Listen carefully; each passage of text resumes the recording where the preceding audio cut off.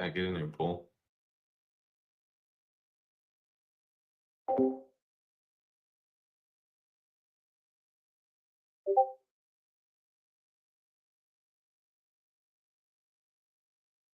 There we go. That's supposed to end this early.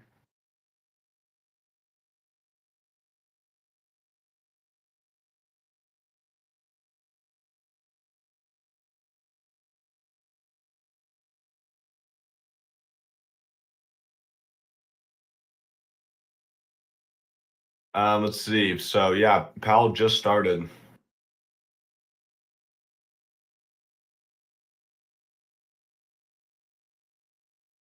So let's keep an eye on things. Tesla broke 345 for you there, Latvian. Planet Fitness. We're all strong on this planet. One more, everybody. Simplicity from a credit card? That's unexpectedly human. The all-new TD Clear credit card. From its highs. Tesla right near its lows, kind of double bottoming, but not confirmed just yet.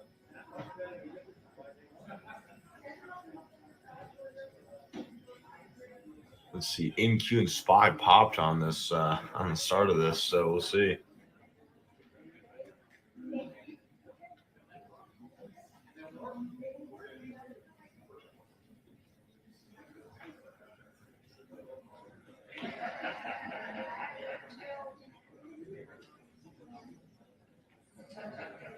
Still pushing here. The market, as strong as it's been since the open, we're still red on the day. NQ is still down, point. Good morning. Less than a quarter. Will come to order. Chair Powell. Being with us today. Appreciate your willingness to have a chat with us about some of the really important issues facing our country. Without question, the Federal Reserve serves a critical role in the function of our government and the global economy. I don't know if Paul's up here or not. You have the ability to influence markets on mine. And directly impact the financial future of hundreds of millions of Americans. That is why the Federal Reserve is supposed to be an independent institution free from politics. But in recent reality, the Fed has been susceptible. You're saying in my live trading, the Fed's involvement in the network for greening the financial system, a group dedicated to green in my live trading, which the Fed joined in December 2020 as President Biden was about to assume office. Just last month, the Fed announced that it had pulled out of the organization as President Trump was getting ready to be sworn in. To the American people, this is flip-flopping in the political wind. Too much focus on climate change instead of supervision is consequential. And in March, just 2 years ago, we saw the failure of Silicon Valley Bank. SVB marked the third largest bank failure in U.S. history and the largest since the 2008 financial crisis. And yet not a single federal regulator was held to account. In fact, the FDIC filed a lawsuit against bank executives, which accused the SVB of egregious mismanagement. And I agree.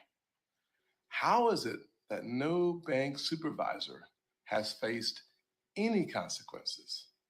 With 30 MRAs and MRIAs that never had timely action at SVB, how can the people who are supposed to be our cops on the beat have not faced any recourse for such egregious failures?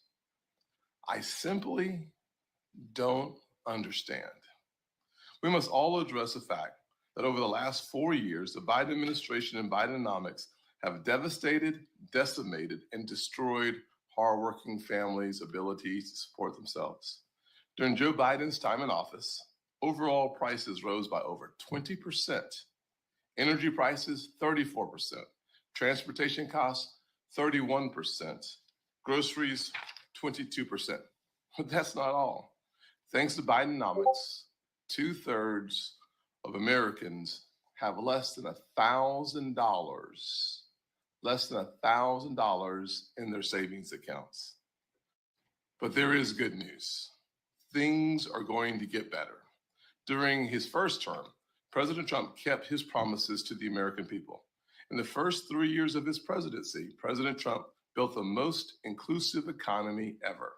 7 million jobs created, and 2/3 went to women African Americans, and Hispanics. It's time to once again make America's economy work for the folks working paycheck to paycheck. Joe Biden broke our economy, and Donald Trump will fix it. For too long, bank regulators have followed a black box regulatory framework with little to no recourse. The FDIC, under President Trump's leadership, recently released never-before-seen supervisory documents which confirmed that Biden's Operation Choke Point 2.0 was real, despite assurances that these unacceptable practices would end following the Democrats' first Operation Choke Point 1.0. We are seeing an unfair playing field that results in disastrous consequences for legal businesses and law-abiding citizens. On one hand, if you were in the private sector and you do your job poorly, you would face consequences, reprimands, suspensions, or even being fired.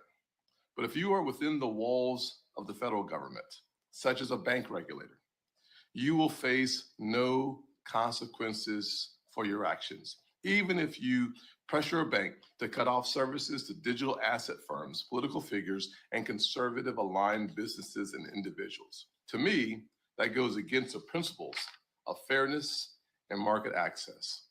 Over the last 2 years, as the ranking member of this committee, I have consistently argued that Basel III endgame proposal will raise costs and limit credit access for hardworking Americans. And while I'm glad this proposal was not finalized, the uncertainty surrounding Basel III forced banks to put capital on the sidelines, limiting access to that capital for local small businesses across our country.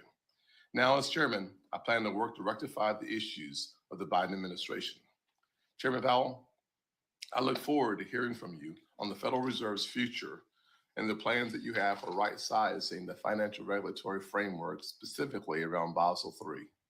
To create jobs here in America, we need to make sure there's capital and liquidity in the market.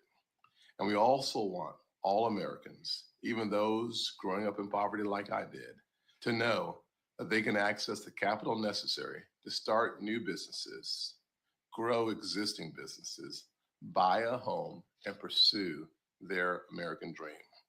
Chairman, I look forward to your comments and your testimony. I will simply say that I believe that weaponizing an independent agency like the Fed for liberal positions, from debanking crypto, bank stress test, and the green financing scheme, is not calling balls and strikes as a fair referee. And I hope that we are getting ready to clean that slate, start afresh, and focus on a healthy economy.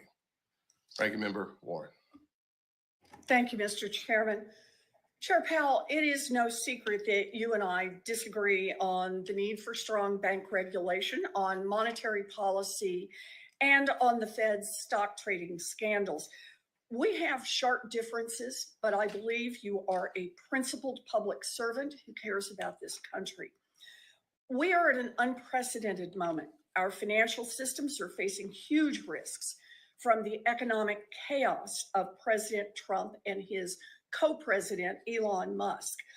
From on-again, off-again tariffs to on-again, off-again layoffs for tens of thousands of government workers, to on-again, off-again cuts in domestic grain purchases, to on-again, off-again support for medical research. Now, co-president Musk and his OMB director have frozen all work at the Consumer Financial Protection Bureau. There are now 0 cops overseeing the $18 trillion consumer lending market. 0 cops. Investigations into illegal foreclosures and auto repossessions canceled. Exams of giant credit card issuers to weed out unlawful junk fees canceled. Probes of illegal debt collection practices canceled. Rules to save people billions of dollars canceled. If Musk and his OMB director succeed in killing the CFPB, it's like putting a sign on every checking account, every credit card, every mortgage application, and every car loan Cops have been fired. Let the scams begin. That is not all. Musk and his Doge crew are also rooting through the Treasury's most important payment systems, the financial plumbing that ensures that billions of payments go through, from Social Security checks to grants for community health centers. No one has verified how they got this access or what they are doing with it. No one has checked whether Americans' financial data has been copied or sold for the personal profit of Mr. Musk. Instead, we've had a series of misleading and conflicting statements by Treasury Secretary Bessent. After receiving public blowback, it appears that Secretary Bessent is now trying to throw the Federal Reserve under the bus. Secretary Bessent claims that Doge can't meddle with the Treasury's payment systems because ultimately the Fed is in control. Now, I'm not sure whether Secretary Bessent doesn't understand how the system works or if he's just trying to shift the blame to you. But I know he is wrong. The Fed simply executes the transactions that Treasury instructs.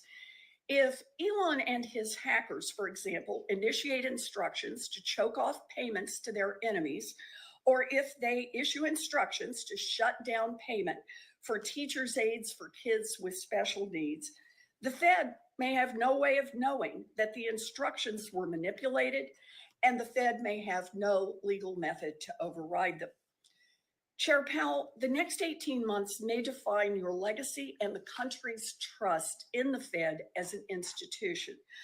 I expect that you will work with Democrats and Republicans and Congress if Doge's next move is to try to commandeer the Fed's payment system. I also expect that you will not join the conspiracy to shutter the CFPB. Unlike the Treasury payment instructions, you can see if the CFPB's funding requests have been manipulated. I understand that some extremists have a different view about what the law ought to be, but under the law right now, impoundment is clearly illegal. Do not make the Federal Reserve an accomplice to this illegal act and forever sully the reputation of the Fed. Keep the CFPB funded exactly as the law requires.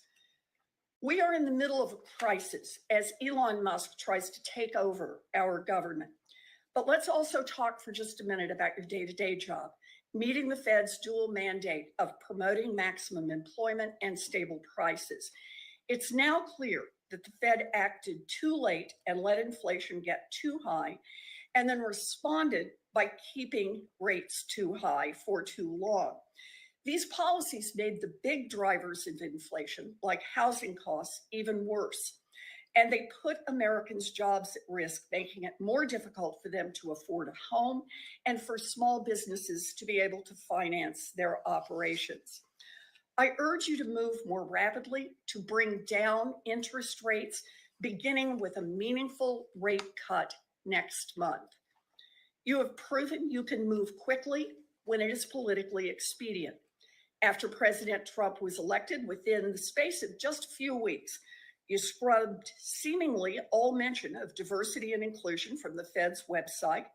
You withdrew from an international central bank group that shares information on climate-related risks to the financial system. You instituted a hiring freeze that will limit the number of cops on the Wall Street beat, and you announced plans to gut big bank stress tests. I can see the immediate political appeal of your strategy, but ultimately it will fail. You will lose good people. Climate catastrophes will continue to mount, and the increasing vulnerability of big banks will threaten our entire economy.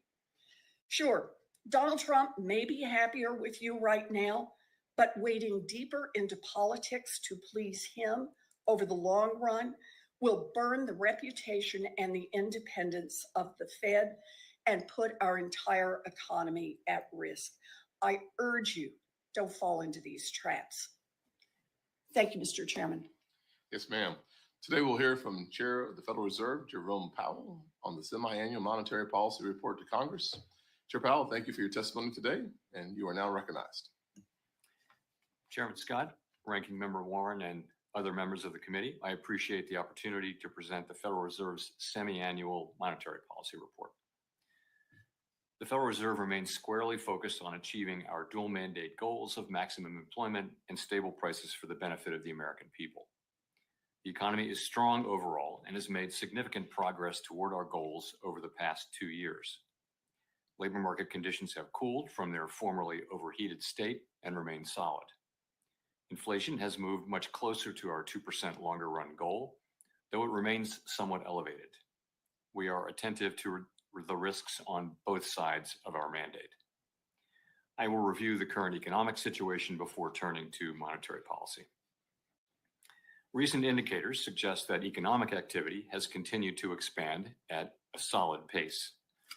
GDP rose 2.5% in 2024, bolstered by resilient consumer spending.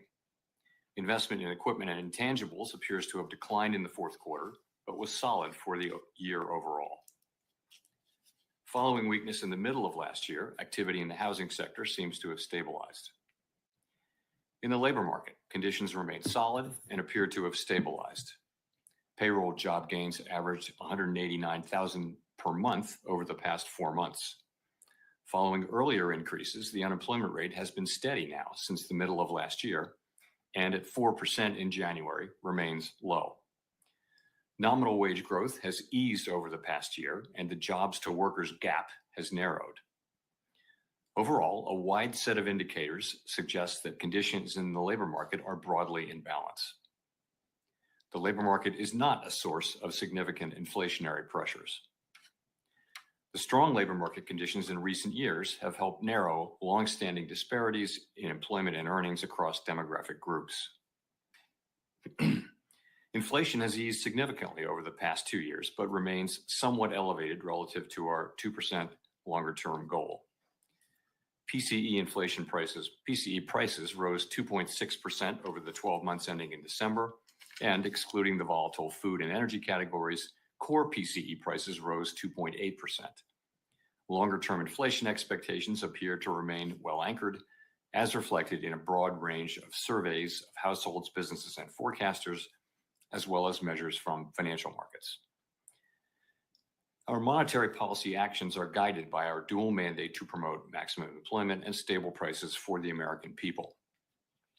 Since last September, the FOMC lowered the policy rate by a full percentage point from its peak, after having maintained the target range for the federal funds rate at 5.25% to 5.5% for 14 months. That recalibration of our policy stance was appropriate in light of the progress on inflation and the cooling in the labor market. Meanwhile, we've continued to reduce our securities holdings. With our policy stance now significantly less restrictive than it had been, and the economy remaining strong, we do not need to be in a hurry to adjust our policy stance. We know that reducing policy restraint too fast or too much could hinder progress on inflation. At the same time, reducing policy restraint too slowly or too little could unduly weaken economic activity and employment. In considering the extent and timing of additional adjustments to the target range for the federal funds rate, the FOMC will assess incoming data, the evolving outlook, and the balance of risks. As the economy evolves, we will adjust our policy stance in a manner that best promotes our maximum employment and price stability goals. If the economy remains strong and inflation does not continue to move sustainably toward 2%, we can maintain policy restraint for longer. If the labor market were to weaken unexpectedly or inflation were to fall more quickly than anticipated, we can ease policy accordingly. We are attentive to the risks on both sides of our dual mandate, and policy is well positioned to deal with the risks and uncertainties that we face. This year, we are conducting the second periodic review of our monetary policy strategy, tools, and communications, the framework used to pursue our congressionally mandated assigned goals of maximum employment and stable prices. The focus of this review is on the FOMC's statement on longer run goals and monetary policy strategy, which articulates the committee's approach to monetary policy, and on the committee's policy communication tools. The committee's 2% longer run inflation goal will be retained and will not be a focus of the review. Our review will include outreach and public events involving a wide range of parties, including Fed Listens events around the country and a research conference in May. We will take on board lessons of the past 5 years and adapt our approach where appropriate to best serve the American people to whom we are accountable. We intend to wrap up the review by late summer. Let me conclude by emphasizing that at the Fed, we'll do everything we can to achieve our dual mandate goals that Congress has set for monetary policy. We remain committed to supporting maximum employment, bringing inflation sustainably to our 2% goal, and keeping longer-term inflation expectations well anchored. Our success in delivering on these goals matters to all Americans. We understand that our actions affect communities, families, and businesses across the country. Everything we do is in service to our public mission. Thank you. I look forward to your questions. Thank you, Chairman Powell. Certainly your words and your actions have a global impact. You have the opportunity and responsibility of leading this country in the right direction economically, and I thank you for your commitment to having a conversation with all of us about how you do that well. You and I had a conversation yesterday. Some of it was frustrating, some of it was illuminating, but in the end, my goal is to make sure that the American people, and specifically those working paycheck to paycheck, have more opportunities to succeed, not fewer. You have said that the Fed is not against innovation, and banks are perfectly able to serve crypto customers as long as they understand and can manage the risks. Yet you have admitted that the threshold has been a little higher for banks engaging in crypto activities. Last week, I held a hearing on debanking and once again heard that federal banking agencies, in particular the Fed, use reputational risk as a tool to encourage the debanking of certain legal industries and law-abiding citizens for political reasons not tied to safety and soundness. Debanking is a top priority for this committee, and it certainly is for me, and one that I believe is a bipartisan issue. Will you commit to working with this committee to end debanking, including working with the new Vice Chair of Supervision, once appointed, to revise the Federal Reserve supervision manuals to remove reputational risk as a tool to weigh in on political topics? I'm happy to make that commitment. Thank you, sir. Accountability is very important. I would like to think accountability is a priority for everyone, especially the Fed, given that failures in Fed supervision can result in the loss of billions of dollars.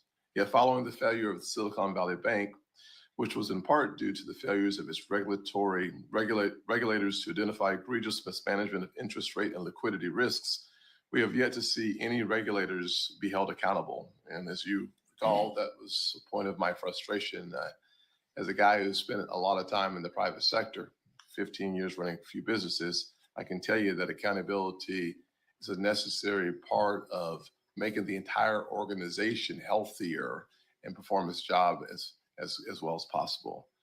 I'm encouraged that the FDIC has begun the process of holding SVB executives accountable. That's good news. But no Fed employee has been fired, put on probation, put on performance improvement plan, all of which would be expected in the private sectors I just mentioned for employee failure.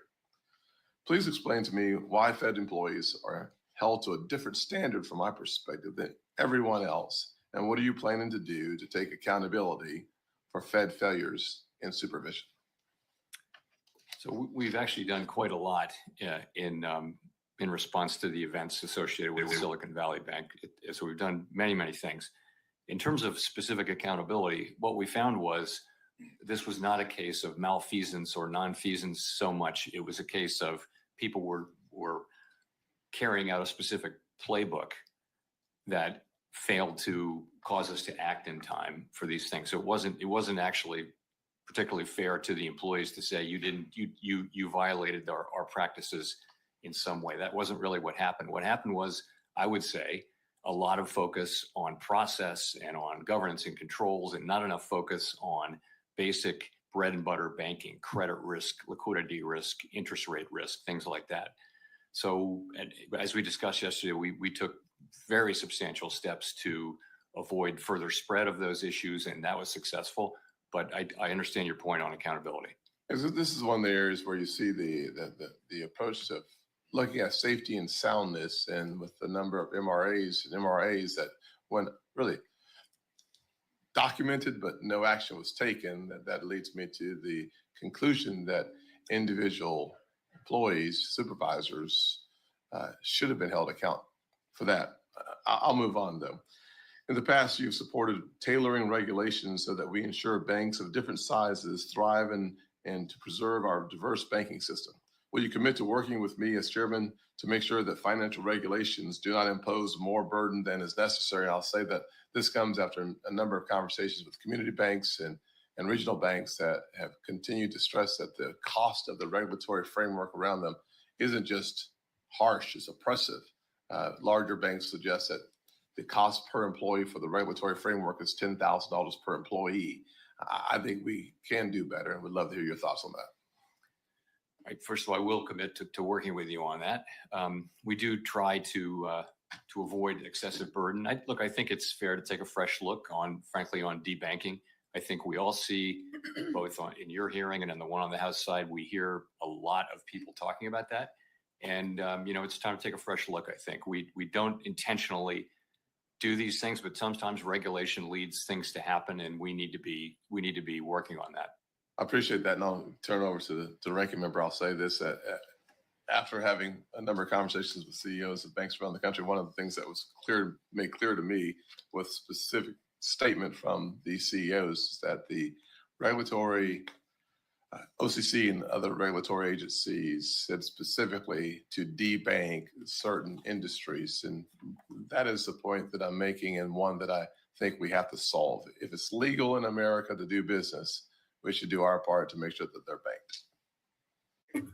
Thank you, Mr. Chairman. So over the weekend, Co-President Musk and Acting Director Vogt effectively shut down the CFPB. No more cop on the beat looking out for a family of four in South Carolina facing an illegal foreclosure.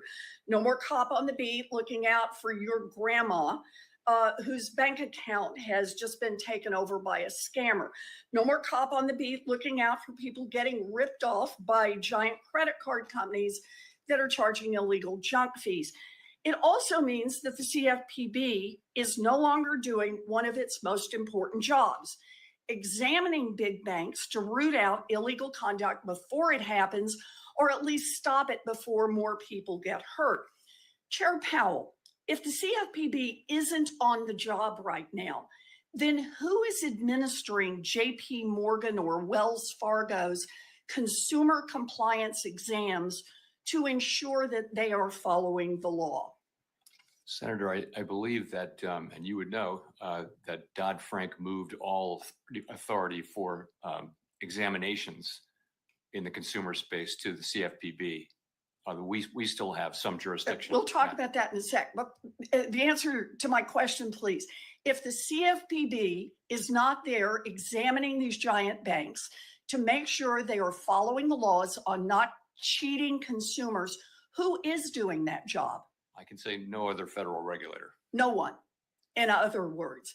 So thanks to Co-President Musk and CFPB Acting Director Vogt, Wall Street banks no longer have to show the bank examiners that they're not illegally opening accounts people didn't ask for, like happened with Wells Fargo, or charging illegal junk fees like the Bank of America did.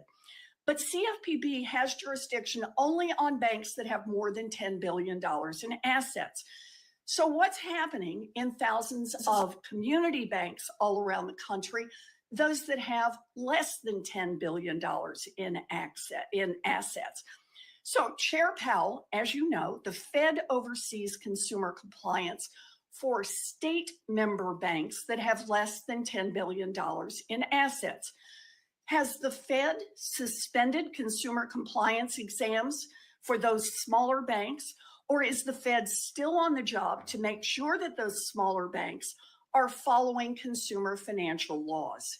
Still on the job, business as usual. All right. By forcing the CFPB not to do its job, President Trump, Elon Musk, and the author of Project 2025, Russ Vought, are giving Wall Street banks an unlimited get-out-of-jail-free card so they can cheat working families even while community banks continue to play by the rules. You know, for any Americans who have money deposited at JP Morgan or Wells Fargo or any other of the giant banks, they should now know that there is no one on the job to make sure that those banks are not scamming you. Only the smaller banks now have a cop on the beat to make sure that they aren't cheating consumers. You know, if I have my money in one of those giant banks, I might think about going to a smaller bank where the protection, at least right now, is a whole lot better. Now, at the same time that the CFPB is under attack, the Fed is buckling to pressure from Wall Street to erase other safeguards for the too big to fail banks. During the first Trump administration, under your leadership, the Fed weakened the big bank stress tests, including by giving the big banks some of the answers to the test in advance. I called you out on it, but you promised right here in this committee that you would not give those banks the whole answer key. I'm going to quote you back. You said, complete knowledge of the models could lead to a model monoculture in which all firms have similar internal stress testing models, which could increase the correlation of risk in the system and miss key idiosyncratic risks faced by the firms. I agreed with you. But several weeks ago, the Fed announced that it has plans to do exactly that, hand all of the answers over to the giant banks. Chair Powell, why is the Fed about to propose a rule that directly contradicts your own testimony and, in your own words, would render the stress tests toothless? Senator, in essence, because the ground has shifted very substantially in administrative law, and we actually want the stress test to remain resilient to that. And so we're making changes to accomplish that. Well, the changes are changes you've identified earlier as making those tests toothless. Look, the big banks are going to juice shareholder payouts and leave this economy more vulnerable to a crash. The Fed is knuckling under to bank lobbyists. We know how this ends. People will suffer. Wall Street will get bailed out. I urge you, Chair Powell, to serve Main Street instead of Wall Street. Don't weaken these rules. Thank you. Senator Rounds. Thank you, Mr. Chairman. And Mr. Chairman, thank you for coming before the committee. I appreciate the opportunity to visit with you.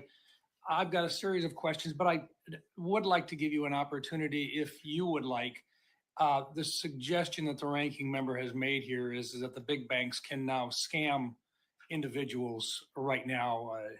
Any change in the laws regarding how they're supposed to be treating the individual consumers out there or anything along that line? Law changes? No, I'm not aware of any. Any changes, any rules that they would have to follow? Not that I'm aware of. Are they still audited, and do they still have the regulators in watching all of their businesses just as they did before? Well, they'd have all the regulators except for the CFPB. Very good. If in fact, in the hypothetical, the CFPB weren't carrying that out. Anything else you'd like to add before we move on? No, I'm good. Thank you. Thank you, Mr. Chairman. As we continue to prioritize the stability and the resilience of our financial system, the ongoing Basel III rulemaking process has remained front and center in shaping our regulatory framework. I guess I was rather outspoken with my opposition to the original proposal, and further work was stalled at the end of the last year.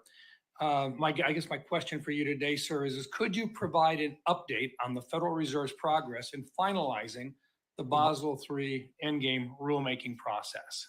I'd be glad to. So we remain committed to completing Basel III endgame. We think it's good for U.S. banks. It's good for our economy that there be a global standard beneath which foreign banks can't fall.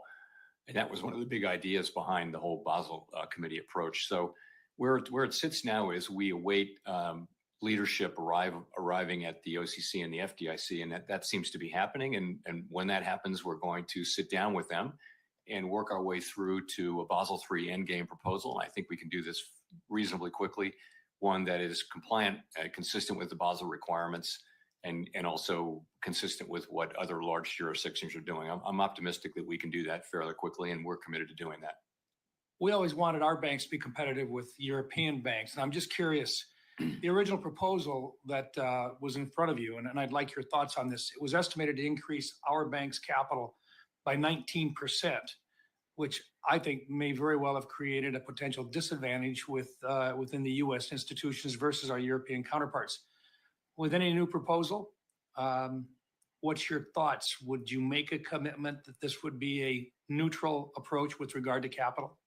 The main commitment I'll make is we'll work together with new leadership at the other banking agencies to do something. But that's certainly, I've said many times in this committee that I think that the level of capital in the largest banks is about right, and so it'll shake out somewhere in that area. I would Our guess, expectation would be, and the markets would expect that it would be neutral with regard to capital in that range. But I want to defer to our new colleagues and get their views as well. But that's a good starting place.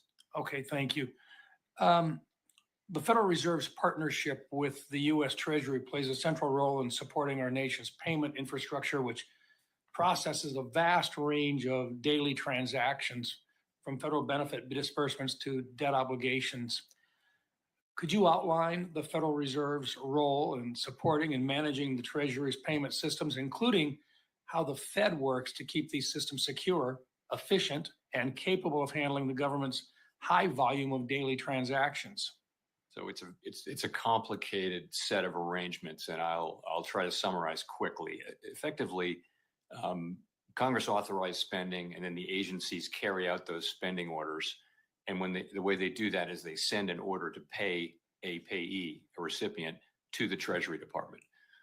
Upstream, before it gets to the Fed, all of these decisions are made about, is this an appropriate order? Is this payee on the note don't pay list, and all those things. Once all of that is set, it comes to the Fed, and by that I mean 4 or so of the reserve banks, and we actually make the payment. We take the money out of the Treasury General account and we make the payment. We make no judgments whatsoever. Those are all made upstream from us, and we are in fact the fiscal agent of the Treasury. Confirm for me today, is the system safe today? I believe it is, and I will tell you, we are very strongly committed to the integrity, efficacy, resilience, and all those things of this system. And people do depend on this in a big way, and we're committed to that. One last question for you, sir. The failure of Silicon Valley Bank, and the chairman brought this up. I'm just curious, recognizing a lot of banks out there looked at this. It cost the other banks in the system a lot of money to pick up the costs involved in the losses. Nobody's been fired. But you did indicate that it was a failure in the playbook. Has the playbook been revised, or can we expect that it will be revised? In a lot of ways, it's been revised. Yes, I can go into some details. I mean, one thing that didn't happen was, for example, the supervisors didn't follow through aggressively enough on things that they'd said. If they'd done that could well have been enough to stop it. Yeah, but a lot of it was just not focusing enough directly on what was a very large amount of interest rate risk, a large portfolio of long-term securities matched up with an unstable funding base. And somehow people wrote about that, and not the Fed, but others wrote publicly about this, but somehow we don't expect bank runs outside of a crisis in this country. And that's what that was. It was a bank run, and bank runs are incredibly damaging. I think everyone learned a lot from that and is determined to do better. Thank you, Mr. Chairman. I think this is one that I think, as you appropriately pointed out, I think this is an area where a lot more questions are out there yet. And I think if it's the playbook that was the problem, I think perhaps a discussion about how that playbook has been revised would be appropriate in the future. Thank you, Mr. Chairman. Thank you. Senator Cortez Masto. Chairman Powell, thank you. And thank you always for the conversations in between these hearings as well. Let me focus on a couple of things of concern. And you touched on a little bit of this, and I think this is important to clarify. There was a change in the law when the CFPB was created. The CFPB examines the banks and enforces the law, whereas the Fed only supervises those banks. Is that correct? Or how would you determine that relationship? With the CFPB? So Dodd-Frank took a lot of the consumer compliance jurisdiction away from the other banking agencies and gave it to a newly created agency, the CFPB. We retained a residual amount of that, as we just discussed, which was banks under 10 billion in assets. But the CFPB essentially took all of that when Dodd-Frank came into being. So as it was created, when you two were working together, the Federal Reserve collaborated with the Consumer Bureau when supervising those large banks, correct? Yes, we still retain supervision over all the holding companies and also of Fed member banks. And let me ask you this then, does the Federal Reserve enforce consumer protection laws now for things like money transmitters? Not for money. That would be the consumer for protection, that would be member banks. CFPB. Yes. Okay. That's And right. so when we're talking about collaborating with the CFPB for financial technology firms, what would the Fed Reserve now do that if the CFPB, if the hypothetical is the CFPB no longer exists, what would be the Fed's role right now with respect to technology firms? We don't have jurisdiction over, we have jurisdiction over banks and some financial that's it. market utilities. So let me ask you this, because I know there's a number of Nevadans who file consumer reports of concerns about fraud and predators with the CFPB. The Fed Reserve doesn't receive those reports, correct? No, I don't believe And so. you have no role when it comes to consumer protection like the CFPB does, correct? Unless you're a Fed member bank that has 10 billion or less in assets, then we have jurisdiction. Right. on a So there consumer. is a gap. If the hypothetical is true and what we're hearing that the CFPB is being shut down, there is a gap, what we're hearing in enforcement out there, and particularly when it comes to consumer protection. Is that, would you say that's true? Yes, for all banks that we don't Yeah. supervise. And I think that's the concern we're all having right now, is this concern of when we're looking to streamline government. And listen, I'll be the first to tell you, there's a lot of bloat. We need to streamline it. We need to address regulations and overreach. But there's a strategic way to do it and not this burn down the house that is going to harm people across the country, including in my state, those Nevadans that are looking for some sort of enforcement around consumer protection law. So that's what you're hearing from many of us on our side of the aisle here. Can I just very briefly add that we do have some residual enforcement authorities, but what we don't have is examination authority. And for the banks that the CFPB supervises. Thank you. Let me ask you this, and we talked about this over the phone, and I understand it may be difficult to answer this, but the Federal Reserve Board members have been clear that future interest rate cuts are unlikely to happen despite the strong economy. But there are folks in my home that are in my state that are waiting to buy a home. And we know that's still an issue, the high prices right now for home affordability. You add the interest rates to it, it is a problem. So do you think it's most likely that interest rates will remain above 6% for this year, or can you even address that? So overall, the economy is strong, growing 2.5% last year. The labor market is also very solid. Unemployment at 4%, quite a low level. Inflation last year was 2.6% for the year. So we're in a pretty good place with this economy. We want to make more progress on inflation, and we think our policy rate is in a good place, and we don't see any reason to be in a hurry to reduce it further. As it relates to housing, so it's true that mortgage rates have remained high, but that's not so directly related to the Fed's rate. It's really related more to long-term bond rates, particularly the Treasury, the 10-year Treasury, 30-year Treasury, for example. And those are high for reasons not particularly closely related to Fed policy. They may remain high. I think, once we lower rates and kind of rates return to a lower level, mortgage rates will come down. I don't know when that'll happen. And even when it does happen, we're still going to have a housing shortage in many places. Thank you. Chairman Powell, thank you again for being here. Thank you, ma'am. Next will be Senator Kennedy. Thank you, Mr. Chairman. Thank you, Mr. Chairman, for being here. My friend, our ranking member, said that you are knuckling under to the big bank lobbyists. Is that true? No.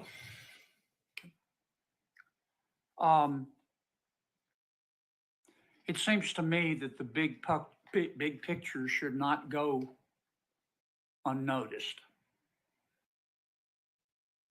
Do you recall a year or two ago when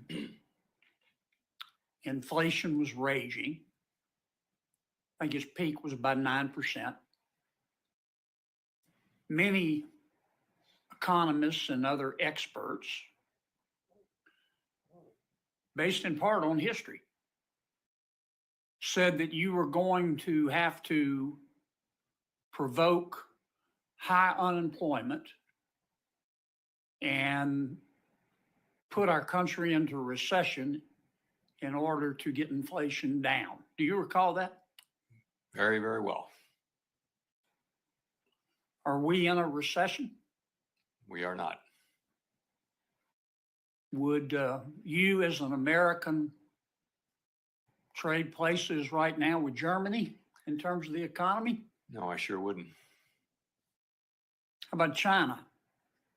No, wouldn't trade places. How about France? No, thanks.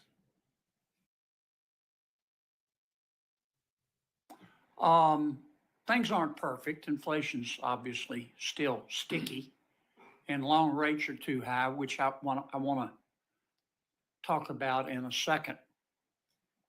But the fact is, knock on wood, we have experienced a soft landing, haven't we?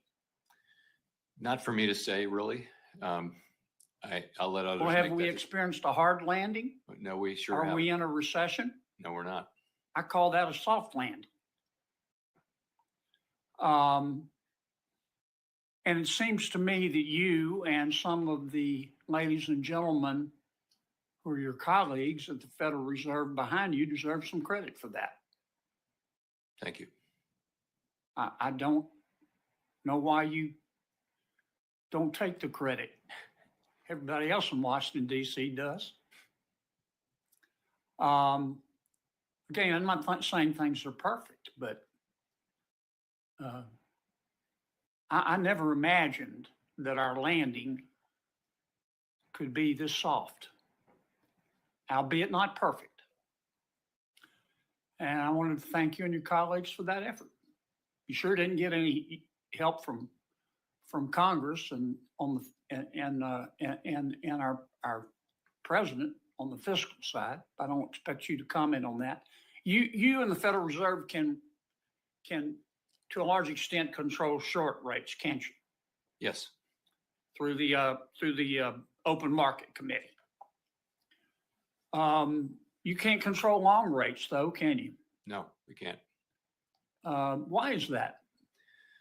So a lot of things go into long rates, and one of them is the expected future short rate of Fed policy, but many, many other things go in. Expectations of inflation in the longer run, the sort of risks around the economy and around the budget deficit go into something called the term premium, which is the part we can't explain when we do these decompositions. And so, it's set by supply and demand in the bond market at the long end, and we're not particularly. We have some influence, but mostly not. Many Americans are looking at short rates and looking at the Fed's behavior and how you reduce inflation, but they don't see the long rates going down, and obviously that affects mortgage rates. And I would encourage you and your colleagues to spend some time explaining to the American people why that is. Final question. If you went home tonight and Mayor Powell, your spouse, said, I got a call today from our bank and they're debanking us. They're worried about their reputational risk because they don't like our politics. Would you think that fair? No, I sure wouldn't. And as I mentioned earlier, I too am troubled by the quantity of these reports, and really want to understand better why this is happening. One theory is that banks are just very risk averse around BSA and money laundering, and that's because we're so tough on them and that they just don't. Any red flag is enough. But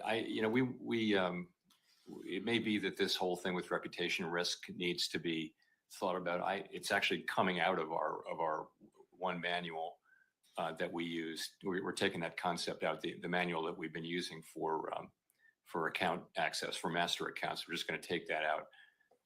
But I think this needs a fresh look, and I think it's time for that, and we're gonna do that. Well, I've asked our chairman, and he has agreed to invite some of the CEOs of some of the banks that have been debanking people. The CEOs, Yes. not their lawyers, not their PR consultants, Not the lobbyists. not their priests, them, the CEOs to come in and let's talk about this and find out what the hell's been going on. Thank you, Senator Kennedy. Thank you, Mr. Chairman. Senator Reid. Thank you, Chairman Scott. Chairman Powell, welcome. Thank you very much. I think your monetary policy combined with the Biden fiscal policy over the last 4 years has made a tremendous difference. We've avoided a recession. And I'd like to remind people how far we've come. In 2020, the gross domestic product decreased 2.2%. The unemployment rate finished the year at 6.7%. By 2024, gross domestic product grew 2.5%. The unemployment rate was 4.1%. Labor force participation rate went up from 61% to 62.5%. And that's a combination of your work together with the fiscal policy of the Biden administration. So I thank you for that. One of the issues before us today is the issue of tariffs. In July 2018 testimony, you stated, Mr. Chairman, countries that have remained open to trade, that have not erected barriers, including tariffs, have grown faster and had higher incomes. Do you still believe that? Yes, I do. I would stand by that. So President Trump's tariffs on China, Canada, and Mexico will obviously raise costs on families. In fact, some economists, many economists, project about $1,200 per year households will be paying extra. An increase of inflation by nearly 1%, economic growth depression, and, for example, the increase of the average car price by $2,700. Is that a wise policy? So I guess I ought to say this. I think the standard case for free trade and all that logically still makes sense. It didn't work that well when we have one very large country that doesn't really play by the rules. And in any case, it's not the Fed's job to make or comment on tariff policy. We, really, that's for elected people, and it's not for us to comment. Ours is to try to react to it in a thoughtful, sensible way and make monetary policy so that we can achieve our mandate. Just this weekend, the president removed the board of the Kennedy Center and made himself chairman. What would you do if the president tried to remove a member of the Federal Reserve Board? Well, it's pretty clearly not allowed under the law. Thank you. We've communicated back and forth about synthetic risk transfer as a potential danger to the banking system. And could you give us some insights on how we can improve financial stability by regulating these transactions more appropriately? So what we've been doing for some time now is looking at them on a case-by-case basis. And if they really do transfer risk successfully, then that's okay. I mean, it's a good thing if a bank wants to transfer risk off its balance sheet in a way that it gets compensated for and all that. But what you want to make sure is that the risk is really transferred. And that was the problem during the global financial crisis, is it was sort of things that appeared to, but did not accomplish a transfer of risk. So we see this coming, and we've been looking at these transactions on an ongoing basis. Well, I commend you for that. In fact, what happens typically is the transaction becomes complicated by synthetic risk transfers, as it was the case with synthetic derivatives. So thank you for your attention to that. We've talked about housing. It's absolutely critical everywhere across the country. We're in a housing shortage. Of course, while housing is difficult, two of the mainstays of our housing market are Fannie Mae and Freddie Mac, helping to support home ownership. Does the federal guarantee backing Fannie and Freddie help make mortgage rates more affordable and home ownership more accessible, Mr. Chairman? I imagine it does hold down mortgage rates, the fact that they're sovereign risk. And how important is the 30-year mortgage to ensure that families can afford a home? In our housing market, the 30-year mortgage is very important. Yeah. And I have heard some discussions about eliminating Fannie Mae and Freddie Mac, which would be detrimental, I presume, to the housing market. That's really a question for you. You know, I mean, putting them back in the private, putting housing finance back in the private sector has some appeal over the longer run, but I leave that with you. Thank you, Mr. Chairman, very much. Appreciate it. Thank you, Senator Ricketts. Well, thank you, Mr. Chairman and Ranking Member, for holding this important hearing. And thank you, Chairman Powell, for being here today to talk about our economy and all the things that are going on. I want to address, again, something that the Ranking Member started talking off about, which was characterizing the CFPB as being the cop on the beat here. But I can tell you, as having been a governor and having a Department of Banking that reported to me, that if any consumer would contact us and make a complaint about a bank, even a big bank like JP Morgan, we would investigate, as could the OCC, the FDIC, the FTC. So to characterize that nobody's out there looking for consumers, I think is inaccurate. And we ought not to try and scare consumers right now that somehow this is the case, because if you do have an issue, if you're a consumer, please reach out to your State Department of Banking, because those folks are going to look out for you. I can tell you that because I used to have one of those Department of Bankings. They did a fantastic job of looking out for the consumers. One of the things that has also impacted consumers is inflation. Prices under the Biden inflation were up 20%. An average household is paying $13,000 more today than they were for the same standard of living they had before Joe Biden got elected. We see that grocery prices, for example, are up 22%, rents up 23%. Simply put, Nebraskans are economically worse off today than they were 4 years ago, and I expect that that's part of the reason why we saw this change in the administration. They thought that that was not something that they wanted to continue to pursue. They didn't want the same policies being followed. We have to end the reckless federal spending, rein in inflation, and be responsible about how we make decisions to be able to grow the economy.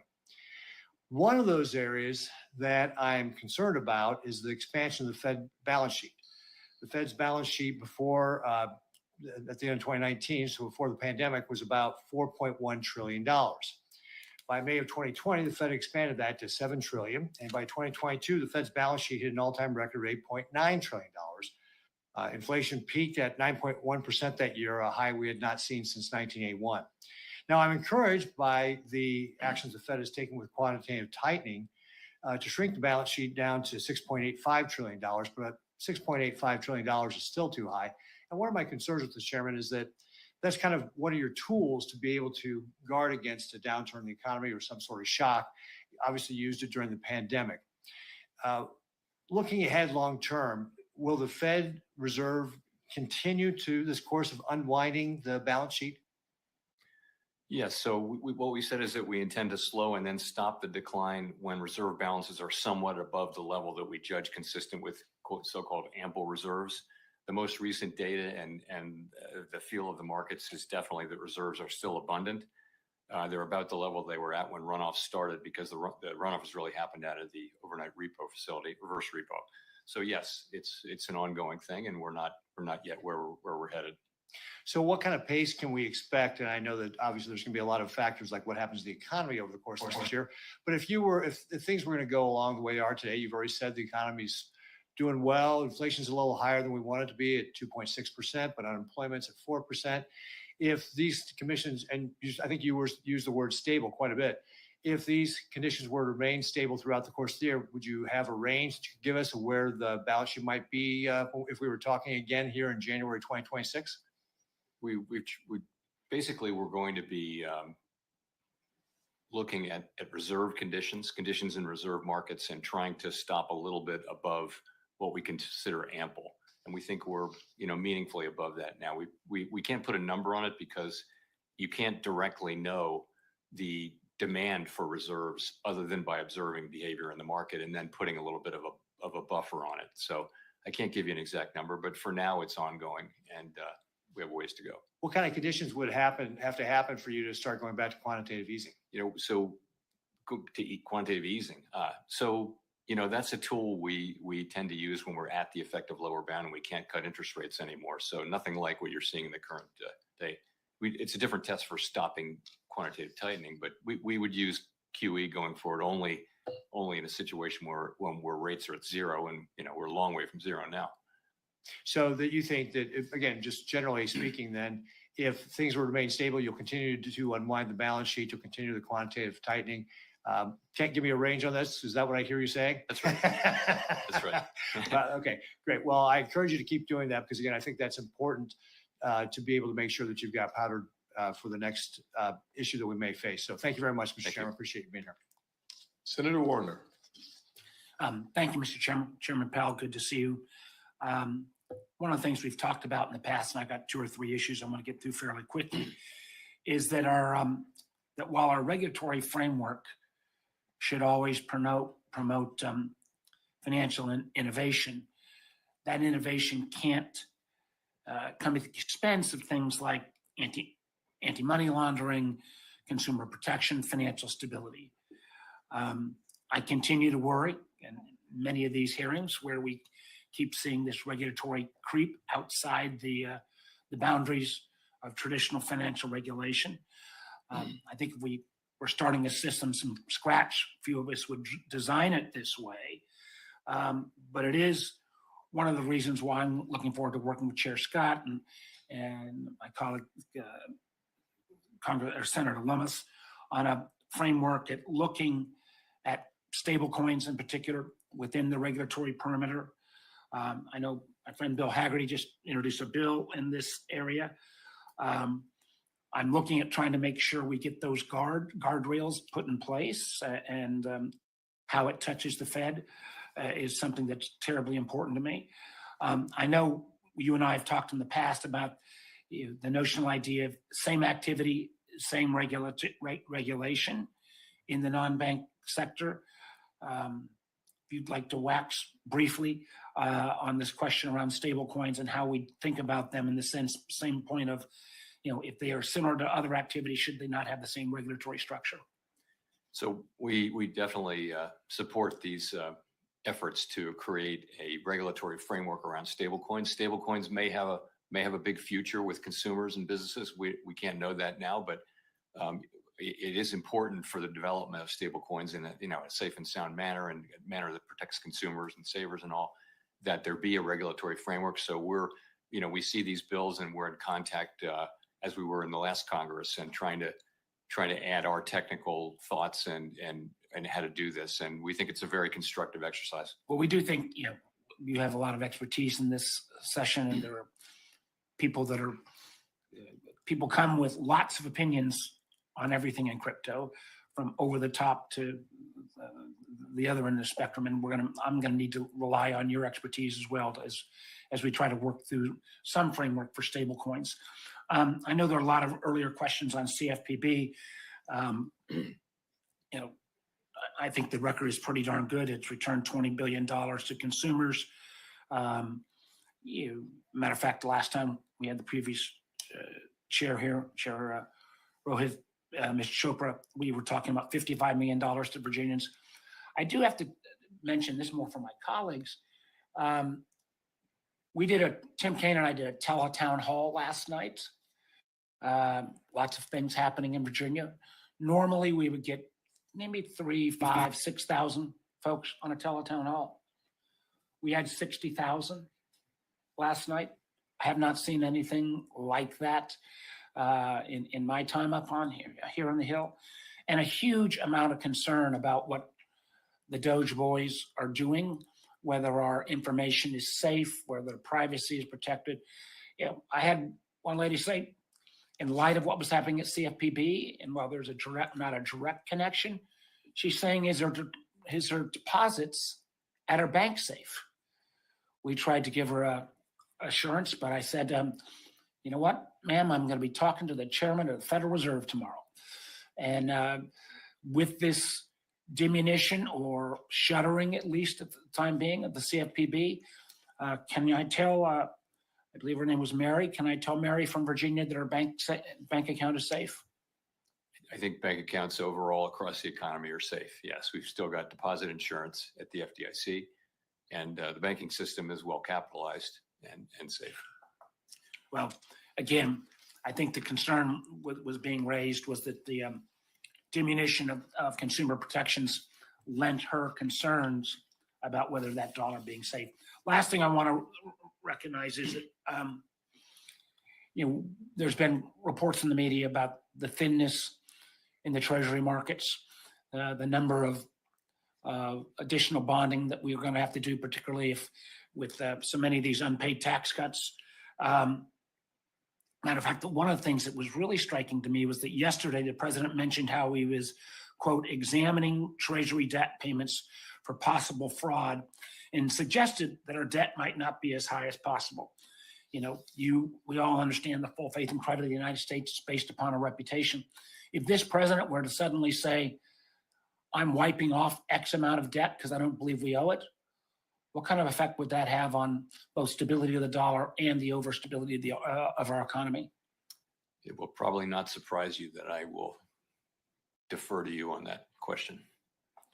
So you think it would be, from a Fed standpoint, the President of the United States starts to say we're not going to pay our treasury debt. You're going to have no view at all? I'm not going to comment on things that the president says. I would like to see us at some point get a stronger answer on that, because I think that in light of the president's willingness to shut down agencies willy-nilly, his ability to potentially curtail payment of debt, I think would have devastating consequences on our economy. Thank you, Mr. Chairman. Senator Britt. Thank you, Mr. Chairman. Obviously, there's been a lot of conversation both in and out of this hearing room today. Conversations about a co-president referencing Elon Musk, referencing the work that Doge is doing. I think it's important to remember that President Trump ran on this. I mean, he said we're going to look for wasteful spending across our government. We're $36 trillion in debt, y'all. That's not only fiscally irresponsible, it is actually morally irresponsible. And the difference in this administration and the last administration is that President Trump is actually the final arbiter. And it's interesting that none of you had anything to say over the last 4 years when it is clear that our commander-in-chief was not in command. And if we're going to use the term co-president, then let's go back and say co-president Jake Sullivan, co-president Ron Klain, co-president Jill Biden. I mean, it seems that some of the biggest decisions were made during the president's afternoon nap time. And so I just think we need to be a little bit more honest about what's been laid out and what's actually occurring. Chair Powell, I want to discuss some monetary policy issues, but I first want to highlight a few supervisory items. We unfortunately started 2023 with several bank failures in which the Fed itself admits its supervisors were, quote, too slow to ask. The question has been asked earlier about who was fired, who was not. I think that there's some real merit to having accountability that we have not seen there. In the aftermath of those failures, the Fed was certainly not slow to act when it came to new regulations, like the new capital requirements that would have put the US banks at a global disadvantage and actually hurt consumers in my state. The way I look at this is the world came up with a gold standard. And then Vice Chair Barr said, hold my beer. And unfortunately, that hurts Alabamians. In addition to that, we had Community Reinvestment Act and stress testing frameworks that were basically adopted in secret, or as we discussed last week, the reputational risk and just the arbitrary nature of that and those standards that were used to push political agendas. None of this is acceptable, and we've got to take a look at how to promote greater accountability and transparency into the Fed's supervisory function. Shifting gears, as of January 30th, the Federal Reserve had a mark-to-market loss on its balance sheet of roughly $221 billion. In fact, I looked back and the Fed has posted losses since September of 2022. Meanwhile, we've seen transfers to the CFPB totaling $2 billion since September of 2022. So just to clarify, Chair Powell, These money transfers are requested by the CFPB director each quarter and then directly deposited by the Fed. Is that how that works?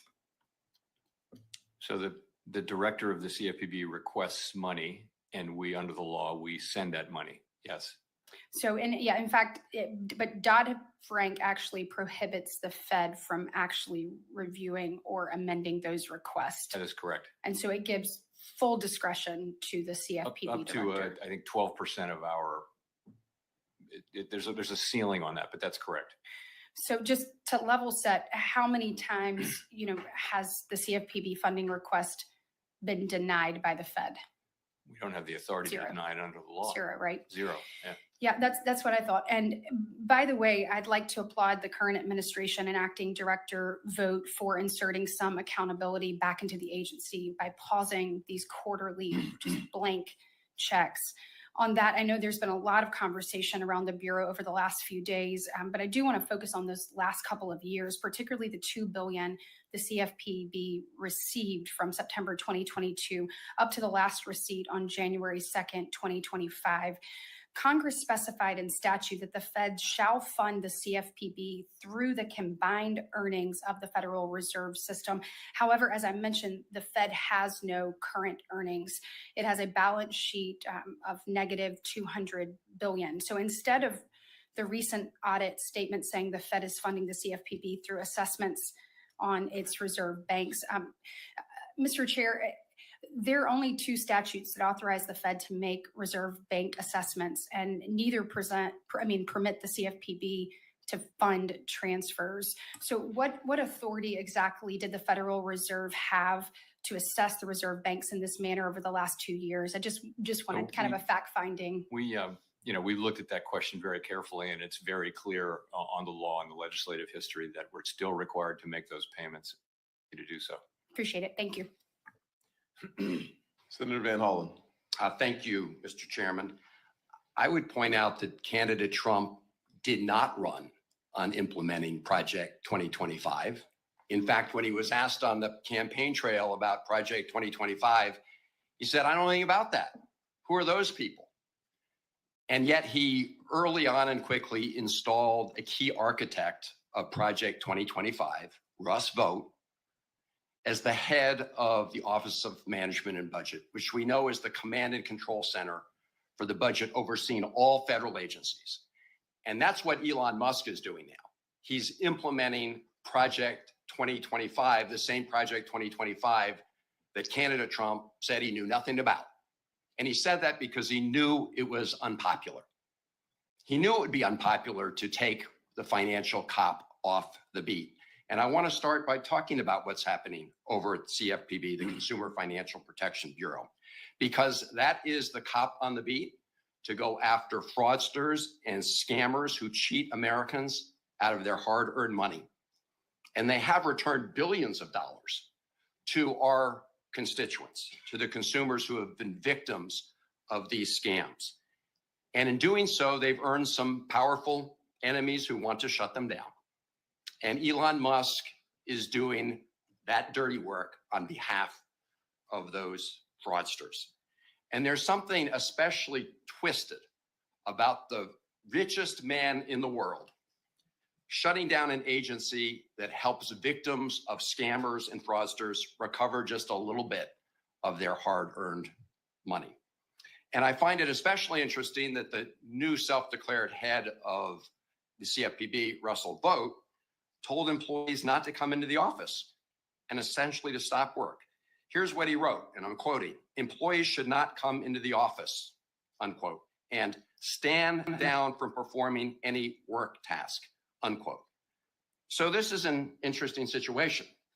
Federal employees continue to get paid, but the Trump administration tells them to stop doing their work.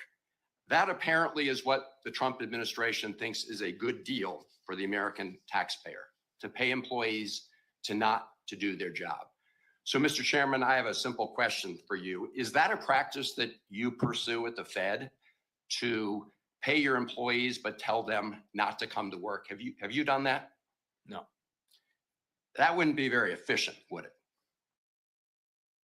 No. No, it wouldn't. And yet that's what the so-called Doge boys, efficiency boys, are doing. In addition to that, they're rummaging through the private, very personal, sensitive information of Americans at the Department of Treasury. So it seems to me that the Trump administration and Elon Musk are focused on everything except what Donald Trump said he was going to focus on during the campaign, which was to bring prices down. And when you look at the price of eggs these days, I noticed that Waffle House just instituted a new 50-cent per egg surcharge due to the nationwide rise in the cost of eggs. They said that's going to be a new surcharge, and other restaurants are following suit. You've seen that, right, Mr. Chairman? Yes. And at the same time, the Trump administration has restricted federal agencies from providing the public with information about the bird flu, avian flu, which is part of the cost of egg increases. So what we're really facing here is an administration that campaigned on bringing down prices and is not doing that, did not campaign on Project 2025, and that's what they're doing. But when it comes to prices, Mr. Chairman, the president's also talking about significant increases in tariffs. Our Republican colleagues are also talking about passing a tax bill that gives way disproportionately to the super wealthy, and which will add trillions to the deficit by their own account. They're talking about playing around with the baseline. So my question to you is simple. All things being equal, do big increases in tariffs and increasing the deficit and debt put upward pressure on inflation? Isn't that simple math? You know, it really does remain to be seen what tariff policies will be implemented. And I just think it would be unwise to speculate when we really don't know. I mean, we see proposals, but it's so hard to say what's going to happen. And Well, last time the Trump administration was in office, the Fed took actions because they were concerned about the impact of increasing tariffs. Isn't that the case? we wound up cutting rates in 2000 and I guess it was 19, but it really was because growth slowed and confidence was weak and the global economy was weakening. So the net effect of all that's what we look at. And it's really not just tariffs. It's tariffs, immigration, fiscal policy, and regulatory policy. And those will all go into a mix, and we'll try to make sense of it and do what's right for monetary policy. If you could just get back to me, I'm not on the question of increasing the deficit by trillions of dollars and what impact you believe that has on inflation and prices. Thank you, Mr. Chairman. Yes, sir. Senator Lummis. Thank you, Mr. Chairman, and thanks, Chairman Powell, for being with us today. I think you're aware of what direction my questions will take. They will be focused on the bank supervision function of the Fed. And I'd point out that when you and I were toddlers, 1956, the chairman of the Fed at the time, William McChesney Martin, said that the Federal Reserve Board is an agency of the Congress. Ben Bernanke said something similar in 2013 when he told Janet Yellen that, quote, Congress is our boss. Do you agree with that statement? Yes, the way I always say it is that our supervision, our accountability runs through the legislative branch, not through the executive branch, as it does in many other forms of government. Thank you for that, because I wouldn't have guessed that that was going to be your response. The way that the Fed has behaved for the last 4 years in its relationship with the U.S. Congress is to thumb its nose at Congress. Your staff has repeatedly stymied information requests from this committee, notably made by myself, the chairman, the ranking member, Senator Tillis, former Senator Pat Toomey, and others. In my experience, the Fed is a black hole. It consumes information, but it never releases it. Your fellow governors have personally misled me on at least 2 occasions with respect to Wyoming and digital assets. Misled me on at least 2 occasions. And in recent federal court filings, former Senator Pat Toomey has accused your staff of lying to him while providing technical assistance on legislation that passed in the National Defense Authorization Act in 2022. Now, I have behind me a statement by the Fed's General Counsel, one of the staff that's sitting behind you today, who said, quote, "The Fed generally resists legislative prescriptions." Now, to me, that's thumbing his nose at Congress, the very people that you and I just agreed you are responsible to and the people depend on. So this is why the American people think there's a deep state. This is why they think there are faceless bureaucrats making policy to hurt the very people of this country. Just look at the mess the Fed made of Silicon Valley Bank. And I contend that there is a lack of understanding that is deliberate on the part of the Fed with respect to digital asset policy. So the Constitution says Congress is your boss, but somehow your staff have not gotten that message. So, Chairman Powell, do you commit on behalf of yourself and the Federal Reserve staff to comply fully with all document demands issued by this committee in a timely manner? Sure. Will you instruct your staff to be complete in their responses and not to obstruct the oversight functions of this committee? You know, we always work with the committee to be responsive to your requests. Sometimes they're beyond our capacity to respond to, and we work with committee and with committee staff to do that. But we're always responsive to committee requests. And I'll look forward to engaging with you when you feel that our requests are outside of the scope of the oversight that we have over the Fed. Do you commit to disciplining or removing any staff that are found to have engaged in debanking activity, furthering Operation Choke Point 2.0, or other misconduct?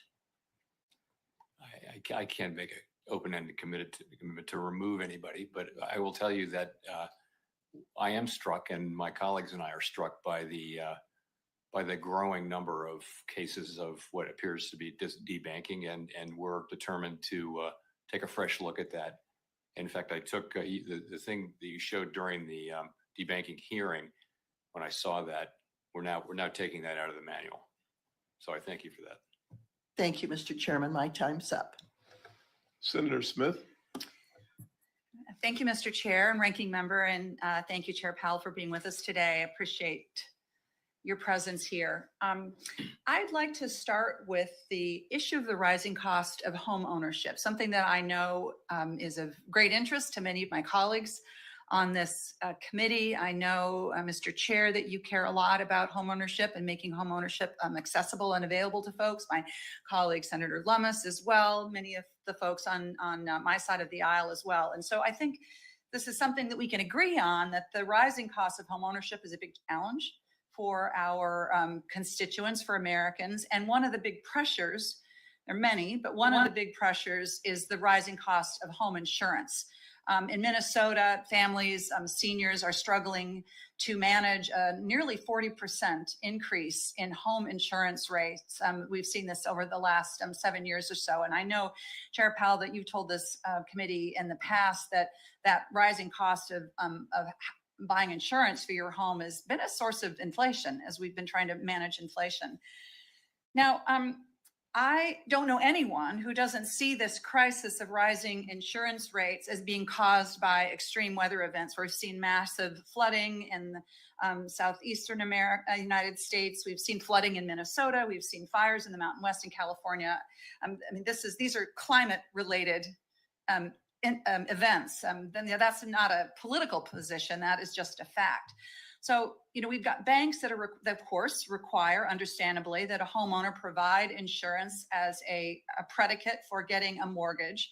So there's a big question about what's going to happen when insurance becomes unaffordable, or in some parts of the country, just literally not available, and what impact that would have on the mortgage markets, on the value of American homes. Just last week, a new analysis from First Street showed that overall, the value of U.S. real estate could be reduced by $1.4 trillion, colleagues, over the next 30 years due to unaccounted for climate risk. That's the cost, the risk of not being able to afford home insurance because of these extreme weather events. And the prospect of trillions of dollars of property become uninsurable is clearly a recipe, it seems to me, for market instability, both in the rental as well as the mortgage market. So my question, Chair Powell, is, given these trends, how do you think the Fed and how do you think we should be thinking about the challenges that these events are going to pose to insurance markets and to the overall financial stability of the economy? I'm asking you to comment specifically on climate change, because I understand my colleagues on the other side of the aisle see that as a political question. It's more like what you see as the risk to financial stability here. So let me quickly note that we don't regulate or supervise insurance companies for the most part, but we're seeing the same thing, which is both banks and insurance companies are pulling out of areas, coastal areas and things like that, or areas where there are a lot of fires. So what that is going to mean is that, if you fast forward 10 or 15 years, there are going to be regions of the country where you can't get a mortgage. There won't be ATMs. There won't, the banks won't have branches and things like that. Right. That's a possibility coming up down the road.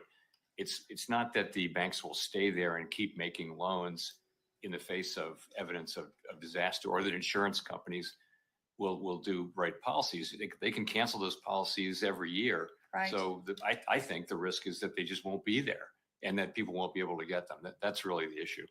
And it seems to me that that would be a massive source of instability in our economy overall.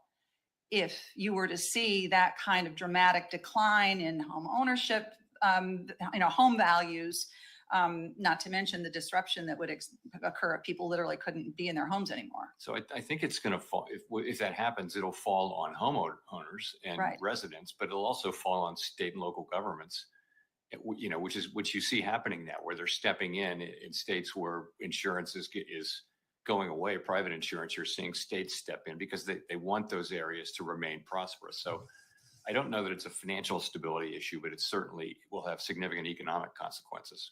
Well, certainly to try to figure out how to provide reinsurance, as an example, in the places where commercial insurance isn't available, would be a massive impact on state budgets, if to follow your chain of thinking. And I know in this committee, I've heard some of my colleagues on both sides of the aisle talk about the challenges overall with flood insurance, just as an example, and the massive expense that would have for us as well. I raise this, colleagues, because I think that this is an important issue that we need to be paying attention to. I do think it has a fundamental impact on the overall health of our economy as we look not even down the road, but where we are right now. So I'm out of time. Thank you, Chair Powell. I have a question. You and I have talked quite frequently about my deep and keen interest in the Community Reinvestment Act, and I'll follow up with a question on that for the record. Thank you. Thank you, Senator Smith. Senator Haggerty. Thank you, Chairman Scott. Chairman Powell, it's good to see you here today. Welcome. I want to start by talking to you a bit about markets and inflation. Less than 6 months ago, you expressed some serious concerns about labor market weakness and the risk of persistent inflation. But since then, the FOMC has begun its easing cycle and cut its target rate by 100 basis points, as you mentioned in your opening remarks. Now, in the January meeting, the FOMC has telegraphed that it felt both the labor market and inflation have reached a point where you're comfortable maintaining its target range. And my question is this: the recent market data, including last week's strong jobs report, indicate that the economy is on firm ground. Indeed, Swaps markets have begun to price in fewer and fewer cuts this year. And I just wanted to talk broadly about these market conditions that you see. Do you see evidence of a higher neutral rate emerging at this point?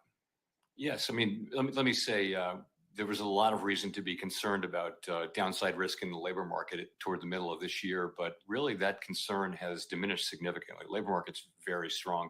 I think the evidence is, my own view, and there are many different views on this, but is that the neutral rate will have risen meaningfully, very hard to be precise about it, from what it was. It was clearly very, very low before the pandemic. Extraordinarily low, historically so. But yes, I think it's moved up, and many of my colleagues on the FOMC feel that way too. It certainly seems that way. I'd like to turn now to what seems to be a very popular topic right at this point, and that's the CFPB. In your response to Senator Britt's question earlier, you confirmed that when the CFPB submits quarterly funding requests, the Fed is not in a position to exercise any discretion over what the funds are used for. Is that correct? As long as it's compliant with the law. It just strikes me that the Fed is not in a position to hold the CFPB accountable for what it does or how it spends its money. Congress hasn't been allowed to hold the CFPB accountable for what it does or how it spends its money. It looks like no one has been able to hold the CFPB accountable at all. And now I hear, complaints coming from every corner, particularly from the other side, complaints about the excessive delegation of authority to a Republican CFPB director when this entity was intentionally created to be wholly unresponsive to elected officials. So I just find that quite rich. Before I close, I'd like to come to a point on climate, and particularly the Fed's forays into climate activism that have taken place over these past 4 years and the recent retrenchment that we've seen. It's one thing for the Fed to disassociate from its past climate activism in a press release, but to credibly claim that it's divorced itself from partisan climate policies, the Fed needs to do more than just issue statements. It needs to actually end its climate policies. The Fed's independence from politics is a headline topic at the moment, of course. And while much attention has been given to potential external pressures on the Fed, I think it's also critical that we scrutinize how the Fed's own regulation and supervision might be utilized to in some way politicize the institution. So when the central bank strays from its mandate by embracing partisan climate policies, the Fed embroils itself in controversial political debates and invites legitimate political scrutiny. So I just want to urge the Fed to refocus entirely on its core statutory mandates. I know it's a commitment that both you and I share, Mr. Chairman. Thank you for being here with us today. Thank you. Thank you. Thank you. Senator Warnock. Thank you very much, Chairman Scott, and welcome again, Chairman Powell. I want to echo the words of Ranking Member Warren and so many of my colleagues today on Doge and Project 2025's illegal attack on the Consumer Financial Protection Bureau. Certainly the Bureau was not created to be dismantled. And since its inception, the CFPB has been the only federal agency solely dedicated to protecting Americans' wallets and pocketbooks from scammers and predatory companies in financial services. The CFPB reduced costs for Americans, returning more than $21 billion to Americans who've been cheated since its inception. I want us to focus on that as folks are talking about chasing after waste and fraud and abuse. The CFPB has returned more than $21 billion to Americans. Make no mistake, this attack on the CFPB will increase costs for Americans, and it will give the green light to fraudsters and predatory actors seeking to cheat hardworking Americans.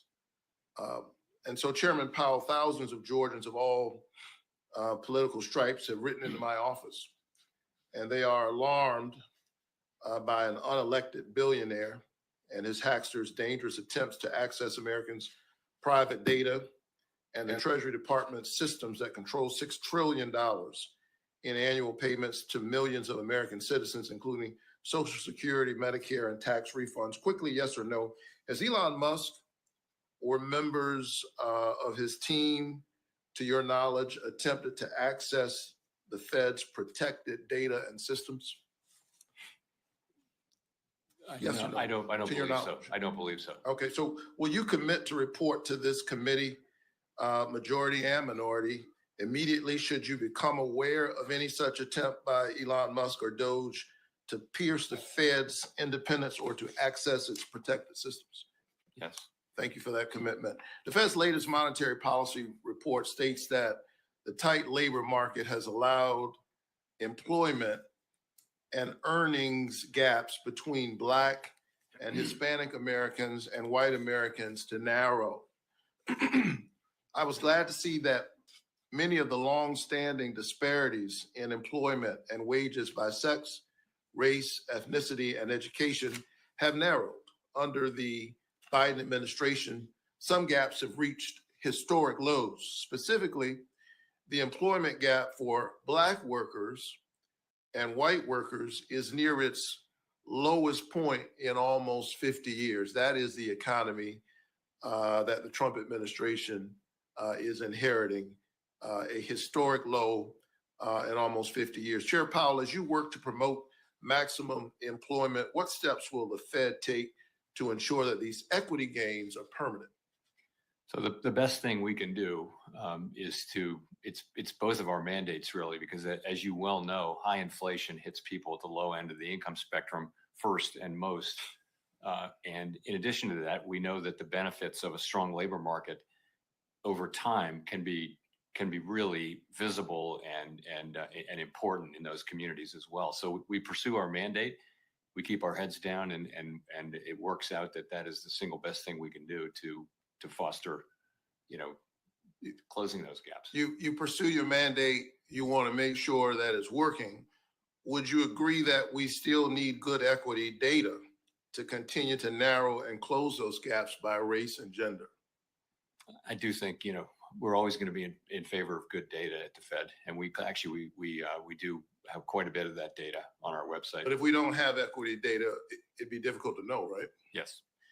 I'm glad to hear you still believe in the value of good equity data for economic policy making. It's better to fly with the data than to fly blind. I'm not sure what's so controversial about the data.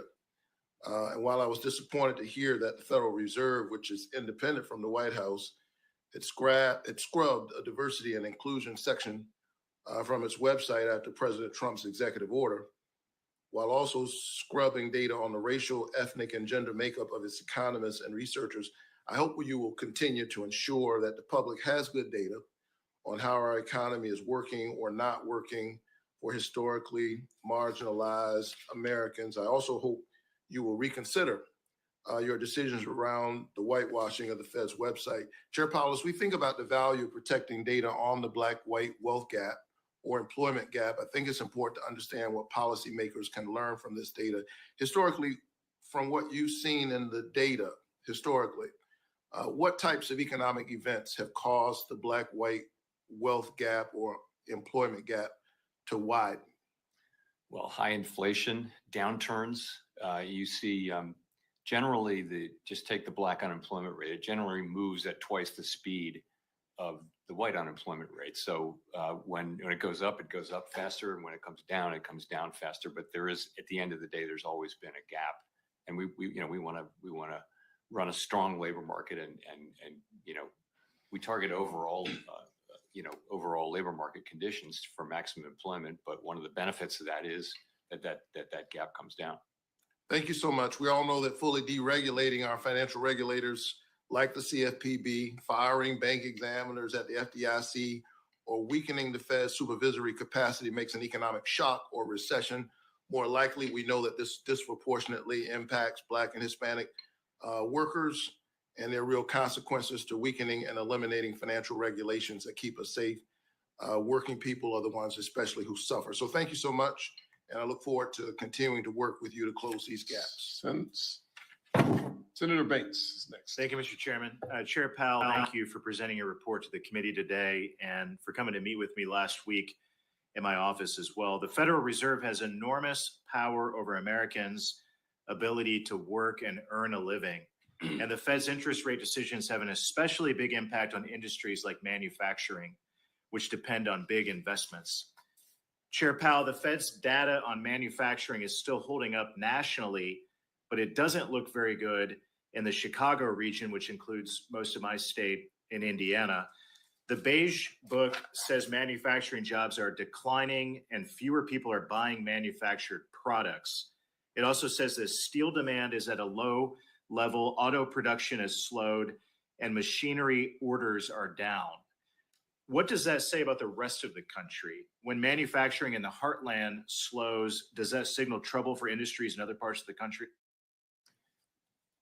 It can. It doesn't always, but it certainly can. We watch the manufacturing sector. It's very important. Manufacturing jobs tend to be high productivity jobs. They're very important in our economy.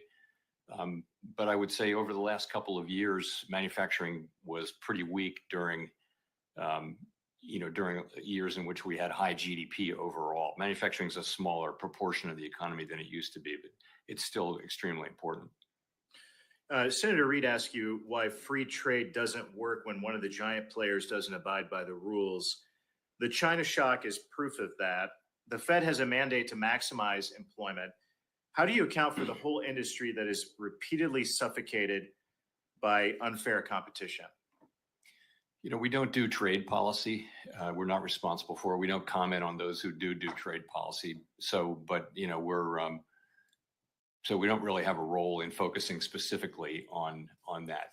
That really is left to those who have responsibility over trade. Do you agree that a healthy manufacturing economy is important to a healthy overall U.S. economy, though? I do. I hope you had an opportunity to read Robert Lighthizer February 6th essay in the New York Times. He explains why a big trade imbalance between any two countries is harmful to citizens in both of those countries. How does the Fed take the trade deficit into account in your decision-making at all? Again, we really don't. We're aware of it, but it's not something that directly affects our mandate goals. So not at all? No. I did read his book, by the way. I didn't read that editorial. Fair enough. It is a good book as well. I want to get into tariffs. It's no secret that most conventional economists hate tariffs. But I want to note that Indiana gained manufacturing jobs during President Trump's first term with the 2018-2019 tariffs. Even though the economist's conventional wisdom is that tariffs will reduce jobs, do you commit to following the data and not prejudge any outcome? Very much so, as we did in 2018-19. Finally, my staff reviewed the research paper on tariffs in preparation for this hearing. And I want to point out one of them called The Employment Consequences of U.S. Trade Wars. Mr. Chairman, I'd like to enter this paper for the record. It found that the timing of tariffs are very important. It found that China's retaliation of President Trump's tariffs did hurt U.S. jobs. But if the U.S. had imposed tariffs on China much earlier in the 90s and early 2000s, it would have almost completely eliminated job losses due to the China shock. I know you've said what you said before, but will you and your staff please take a look at this paper? We certainly will. I imagine we already have, but I'd love to see it. I appreciate that. Home ownership is an essential part of the American dream, but families are struggling to afford homes. In just 5 years, the price of a typical home in Indiana has gone up more than 60%. More than 3/4 of American families can't afford an average home in their neighborhood. How do the Fed decisions about monetary policy affect the ability of regular families to buy a home? Most of what will have driven that increase will be about some of it's about local regulation, as you I'm sure know. It's also about just wages going up and costs of materials and things like that going up. And land costs and all that are going up a lot. The channel that through which we affect housing is, of course, interest rates. And right now, interest rates are still pretty high, but actually, mortgage rates are really not set at the Fed. Those are really key off of longer run things. Nonetheless, we're clearly having an effect on that housing market, and that'll unwind as we normalize policy. But we're still going to be faced with high insurance costs and high material costs and labor shortages and all the things that keep driving housing prices up across the country. Thank you. My time has expired. Next will be Senator Gallego. Thank you, Mr. Chair. Mr. Powell, just kind of running along that vein of thought, the housing costs are one of the top concerns of my constituents in Arizona. From 2010 to 2022, rents in Arizona increased by 72%, and I wish wages were as increased to match, but they did not. And the average 30-year fixed mortgage rate has been above 6% for nearly 30 months. With very few rate cuts anticipated in the near future, potential cost increase from tariffs or imported construction materials, as well as the demand that we're going to see in terms of rebuilding from California and labor shortages. What do you think needs to happen to make housing more affordable in Arizona and the United States in general? You know, housing policy and things to help housing supply are really in your wheelhouse, not ours. I do think you know, the housing markets around the country are still suffering from the after effects of the pandemic. Once that's all the way through and short-term rates are down to normal, whatever the new normal level is, I think housing costs are still going to be high. I think it's still going to be expensive to build housing in many parts of the country where lots of the urban areas, the obvious places to build housing has happened. So I think it's a long-term. There's a short-term problem which will go away in coming years, but there's a longer term problem with housing availability, and that's going to be something that's not within our authorities or power to affect. You know, one of the things that I've seen in Arizona is because we have people that are locked into mortgages at 2.9, 2.8%, and in order for them to move to the new house, they're going to have to essentially go and try to get quote unquote a bigger house, but the mortgage payment is going to be through the roof. And while I know the Fed doesn't set the mortgage rate, at the same time, one of the biggest drivers, obviously, of inflation, especially in places like Arizona, is housing costs. And then one of the biggest decisions essentially you make on whether or not to move rates is inflation, which is driven by housing costs. So we're in this kind of perpetual vicious circle in Arizona when it comes to interest rates. So I don't know what the answer to that is, but I just want to at least for there to be some understanding on that, because it's the reason we're not breaking out of this cycle is because the problem kind of feeds itself over and over and over again. Yes, that's exactly what's going on. But it's not obvious, though, that lower rates would lead to lower housing inflation, because, of course, that would increase housing demand. It would unlock people's, low mortgages, but that creates both a buyer and a seller. So it's not clear that would be something that would drive down housing inflation. Well, my supposition, especially in places like Arizona, which is really growing fast, is that by increasing supply with lower rates, you end up essentially having more of a competitive market, so people will start moving and essentially bring down the overall cost. But moving on, so I've also heard from businesses in Arizona, they're concerned about the threat of economic stability in tariffs that are imposed on our key U.S. trade partners. How should we expect prices to move for basic items like tomatoes, peppers, cars, and the like if we place a 25% tariff on Mexico next month, as the president has threatened? So, as you know, we don't do tariff policy and we don't do commentary on tariff policy. I mean, I think just generally, when somebody's got to pay the tariff, and it can be the exporter, it can be the importer, it can be a middleman, and it somebody can be the pays consumer. for it, though. Somebody does, but in some cases it doesn't reach the consumer much. In some cases it does, and it really does depend on facts that we haven't seen yet. But that also contributes to some of the calculations on inflation overall. It can, but it's hard to predict. There's a question of how persistent that would be and how large it would be. Mm-hmm. So, and of course, I understand you're not here to specifically comment on trade policy, but overall, is it your opinion, let's just say a basic opinion, that high tariffs can lead to higher costs, which would then end up being seen in terms of your inflation calculation that helps you set the rates? So I'd say that's a possible outcome, which will depend very much on specific facts about what's being tariffed for how long, et cetera. Okay. Thank you. I yield back. Senator McCormick. Thank you, Chairman Scott, and Chairman Powell. Good to see you again. In the past 5 years alone, the national debt has exploded. Federal spending and the debt have increased by more than 50%.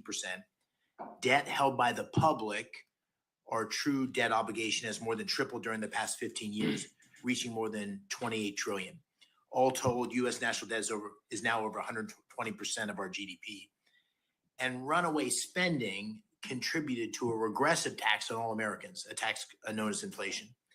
In the past 5 years, the cost of living has skyrocketed for working class Pennsylvanians, especially as you and I discussed when we visited those reliant on fixed incomes. And unfortunately, that compounded effect of inflation has not been offset by commensurate rise in wages for many Pennsylvanians.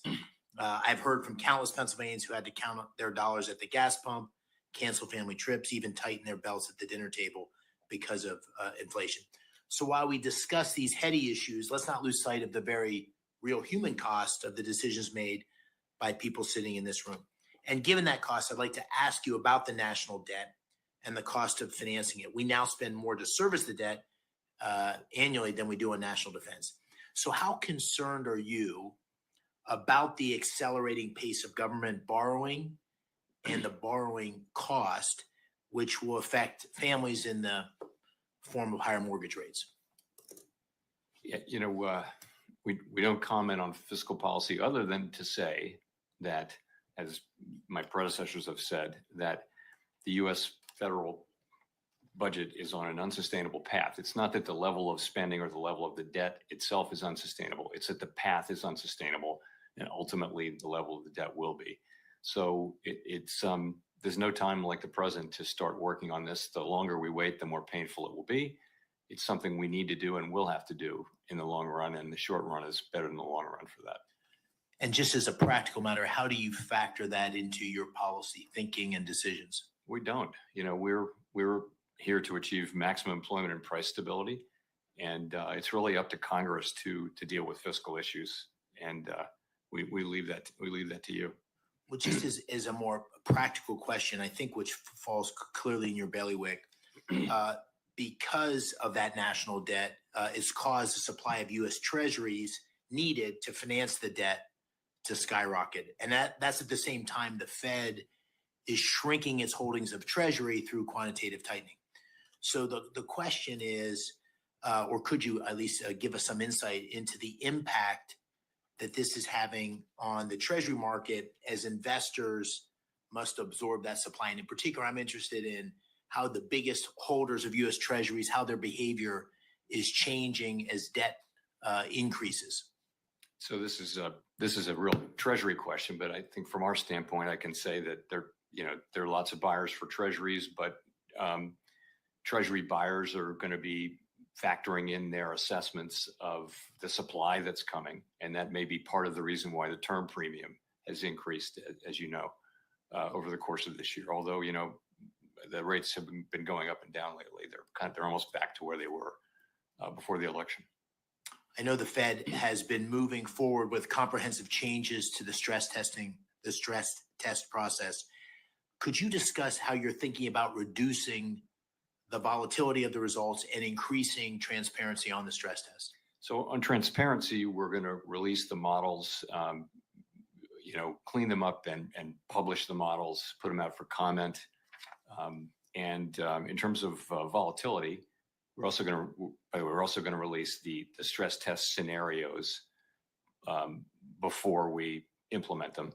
In terms of volatility, what we said we would do is average the changes to, the problem is the stress capital buffer can be moving up and down just because of volatility in the results. And it seemed like a good idea to smooth that out by averaging over a couple of years. We're putting all this out for comment though, and ultimately we'll reflect those comments in the final decisions we make.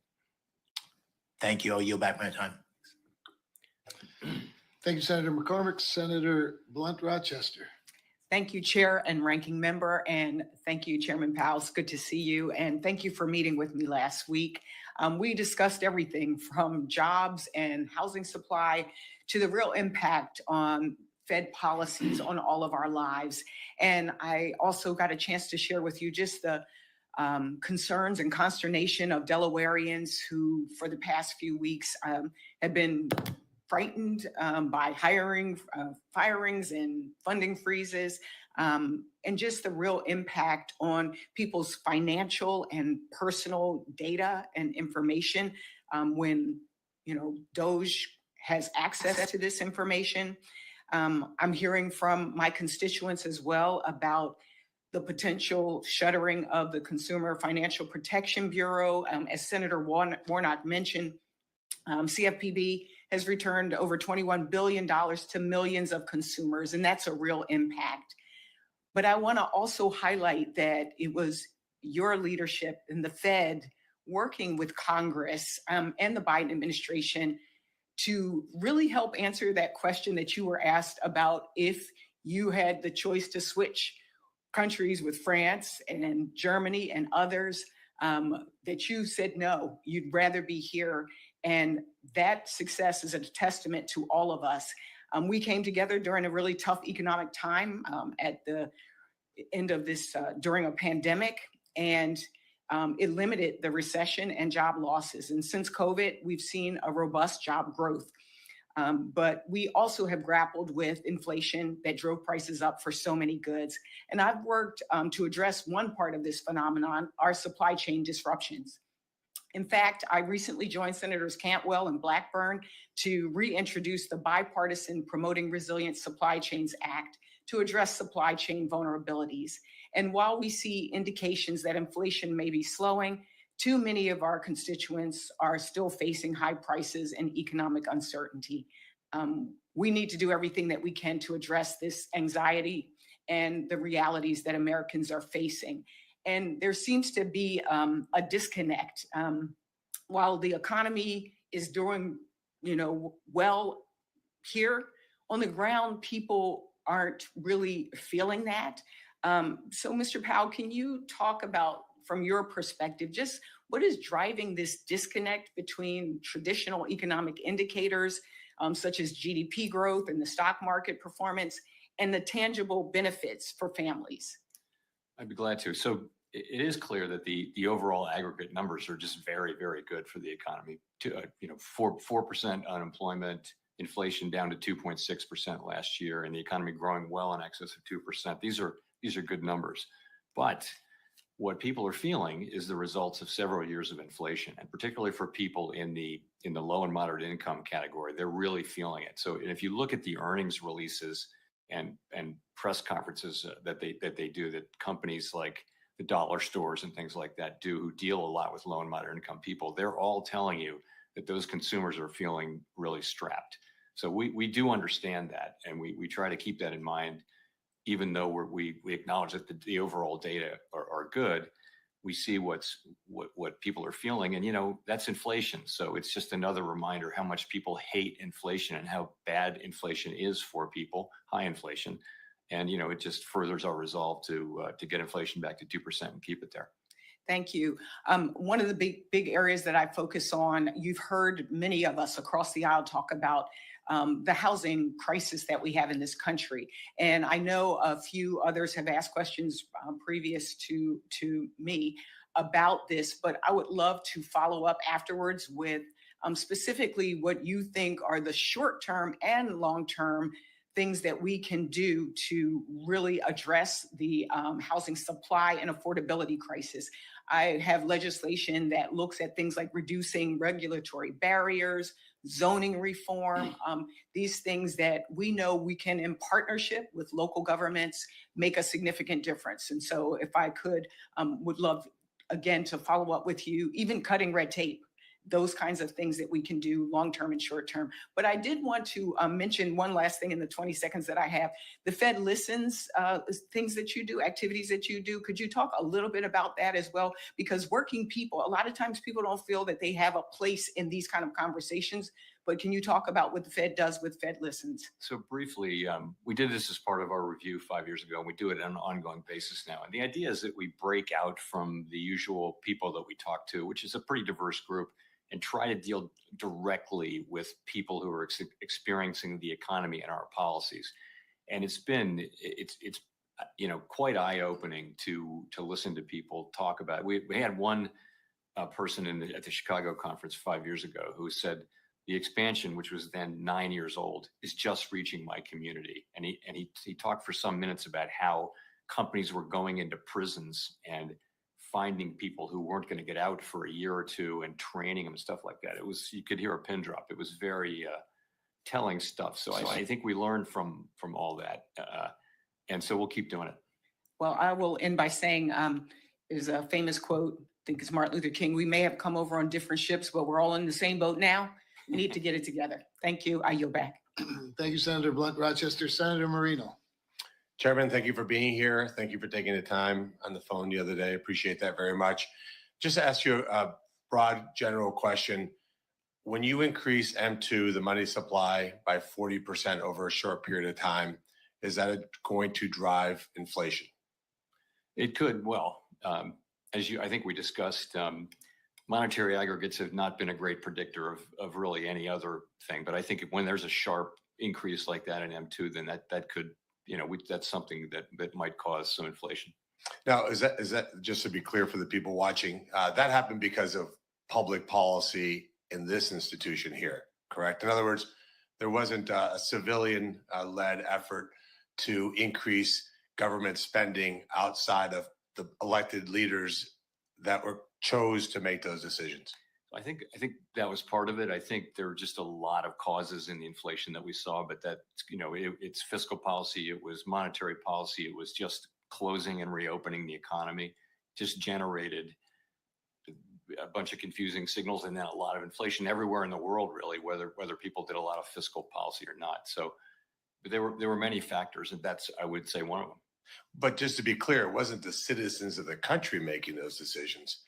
Those are elected leaders choosing to close the economy. Businesses didn't decide one day to close, didn't decide to not be able to go to work.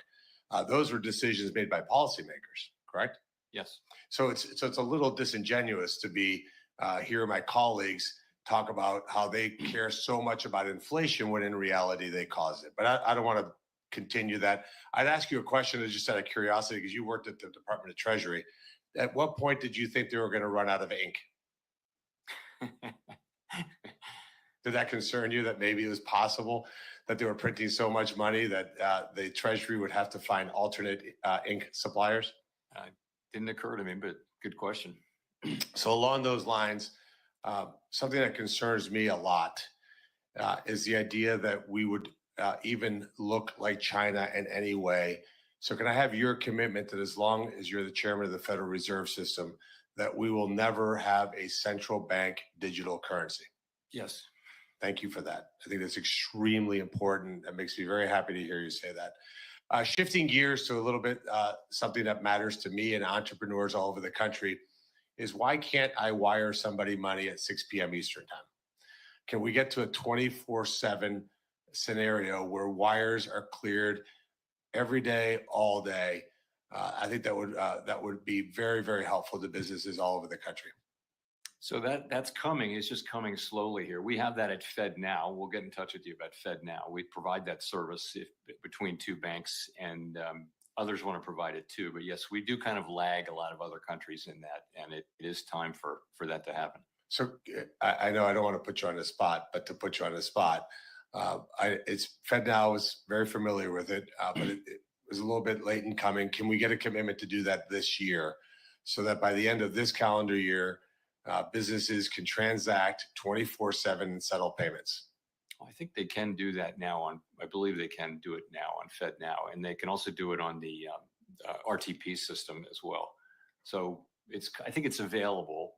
Let me check in and I'll follow up with you. That'd be great. One other piece of the puzzle here is, what do you think the Fed can do to fight international terror groups? For example, Hamas, Hezbollah, Iran, the proxies that are funded by places like Qatar. Do you think that we're doing enough to keep them outside of the banking system? Because at the end of the day, terrorism is ultimately funded by these bad actors.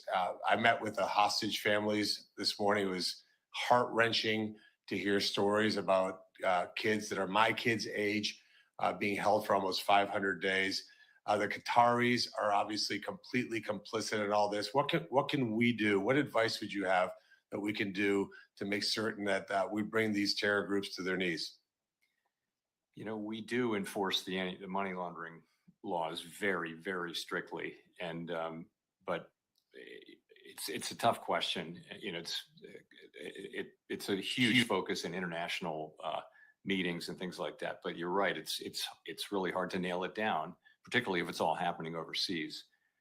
But we can do what we can do with our banks. We don't want to make it so costly though that they debank people because they're so worried about violating the money laundering laws. I mean, that's some of what's happening, according to the banks, is that they're so afraid that there might be money laundering that they just cut people off at the first flag, as opposed to perfectly legal businesses are being, thrown out because of their fear of being caught doing money laundering. So I think there's a balance there, but no, it's a really, really hard project and one we spend a lot of time on. Thank you, Chairman. Thank you, Senator Marino. The patient and persistent Senator Kim. Thank you. I wanted to make sure some of my colleagues had a chance to be able to run off to some of their meetings. And I've enjoyed being able to listen to the chairman, to be able to hear some of your articulation here. I just want to share with you, I did a telephone town hall last night, and I'm glad to hear some of my other colleagues as well.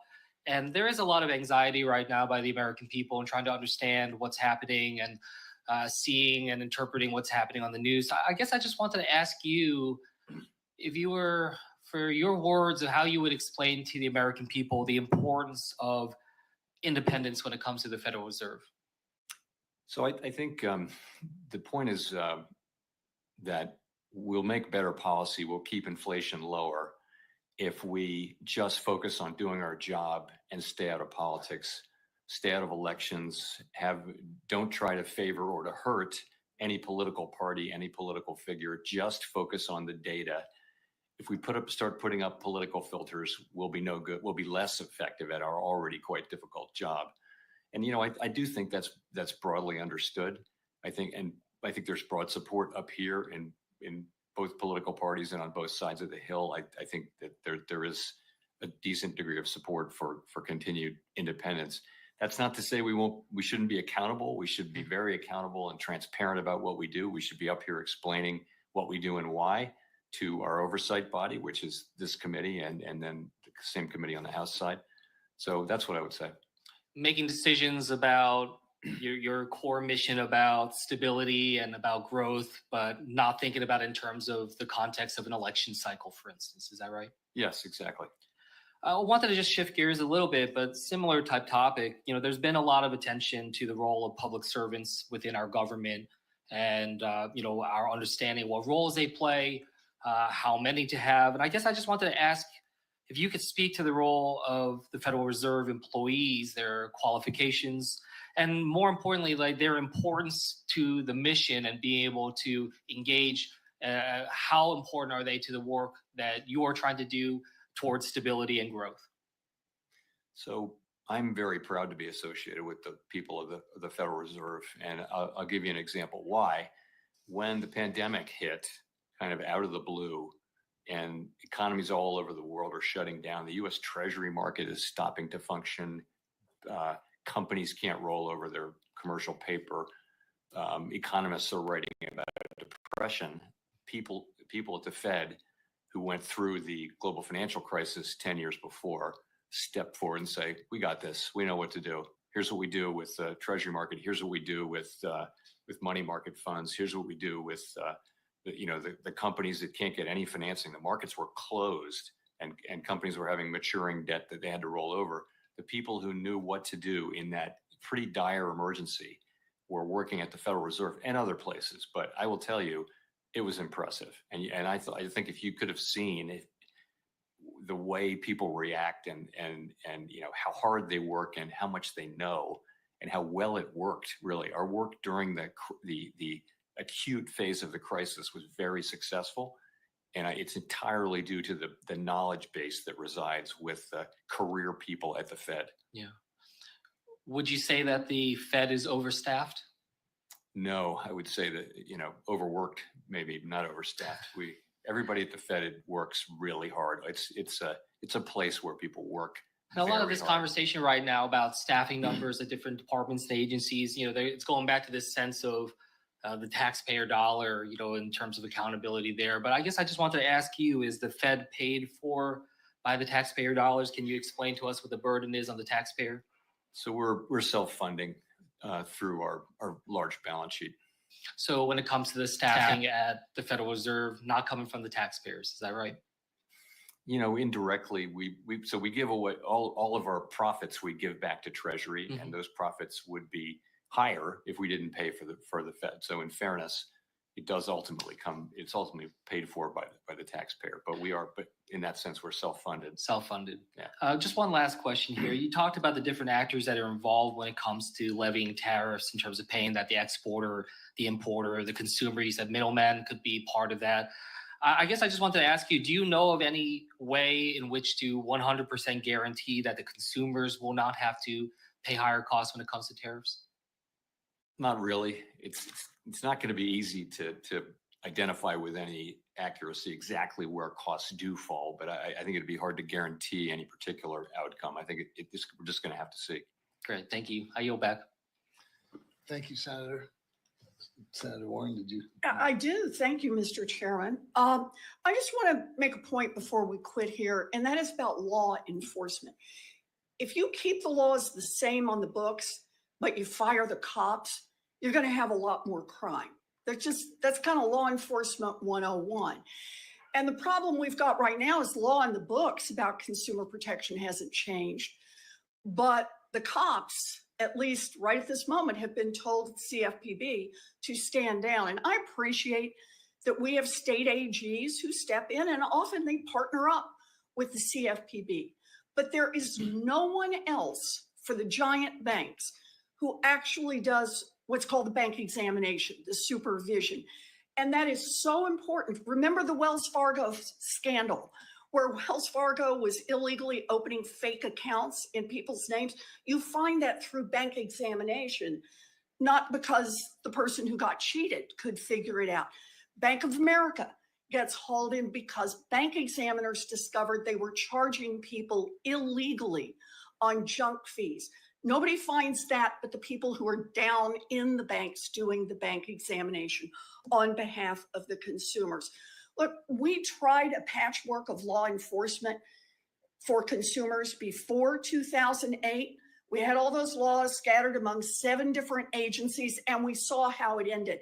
It ended with millions of people losing their homes, millions of people losing their jobs, millions of people losing their savings. The CFPB is our law enforcement agency to make sure that the giant banks follow the rules on consumer protection. And for me, right now, I'd be really worried about doing business with a giant bank when there's no cop on the beat. Thank you, Senator. I will recognize myself for just one question, and it'll even be relevant to your job, I promise, Mr. Chairman. So thank you for your patience and for being here. I wanted to follow up on there were some questions, or at least I know Senator Rounds asked a Basel III question, and your response was basically, let's get the people in place from the administration, and then we'll proceed again. Treasury Secretary Besson recently said that the banking system is, I believe, said, quote, well capitalized, perhaps over-capitalized, unquote. And given that assessment, or if you agree with it, could you discuss the necessity of advancing a new Basel III proposal, specifically how an updated regulation would impact the ability of the regional banks to compete with the big Wall Street banks? And what considerations should be taken into account to ensure that we have a competitive banking system? Because I know there's this concern comes and goes. And for those of us who have largely regional banks, or God love them, the best of all, community banks and credit unions, a competitive system is really important. So if you could just answer that, and then I'll wrap up. Sure. So we're eager to get together with new colleagues from the FDIC, new leadership at the FDIC and the OCC, to try to finish Basel III.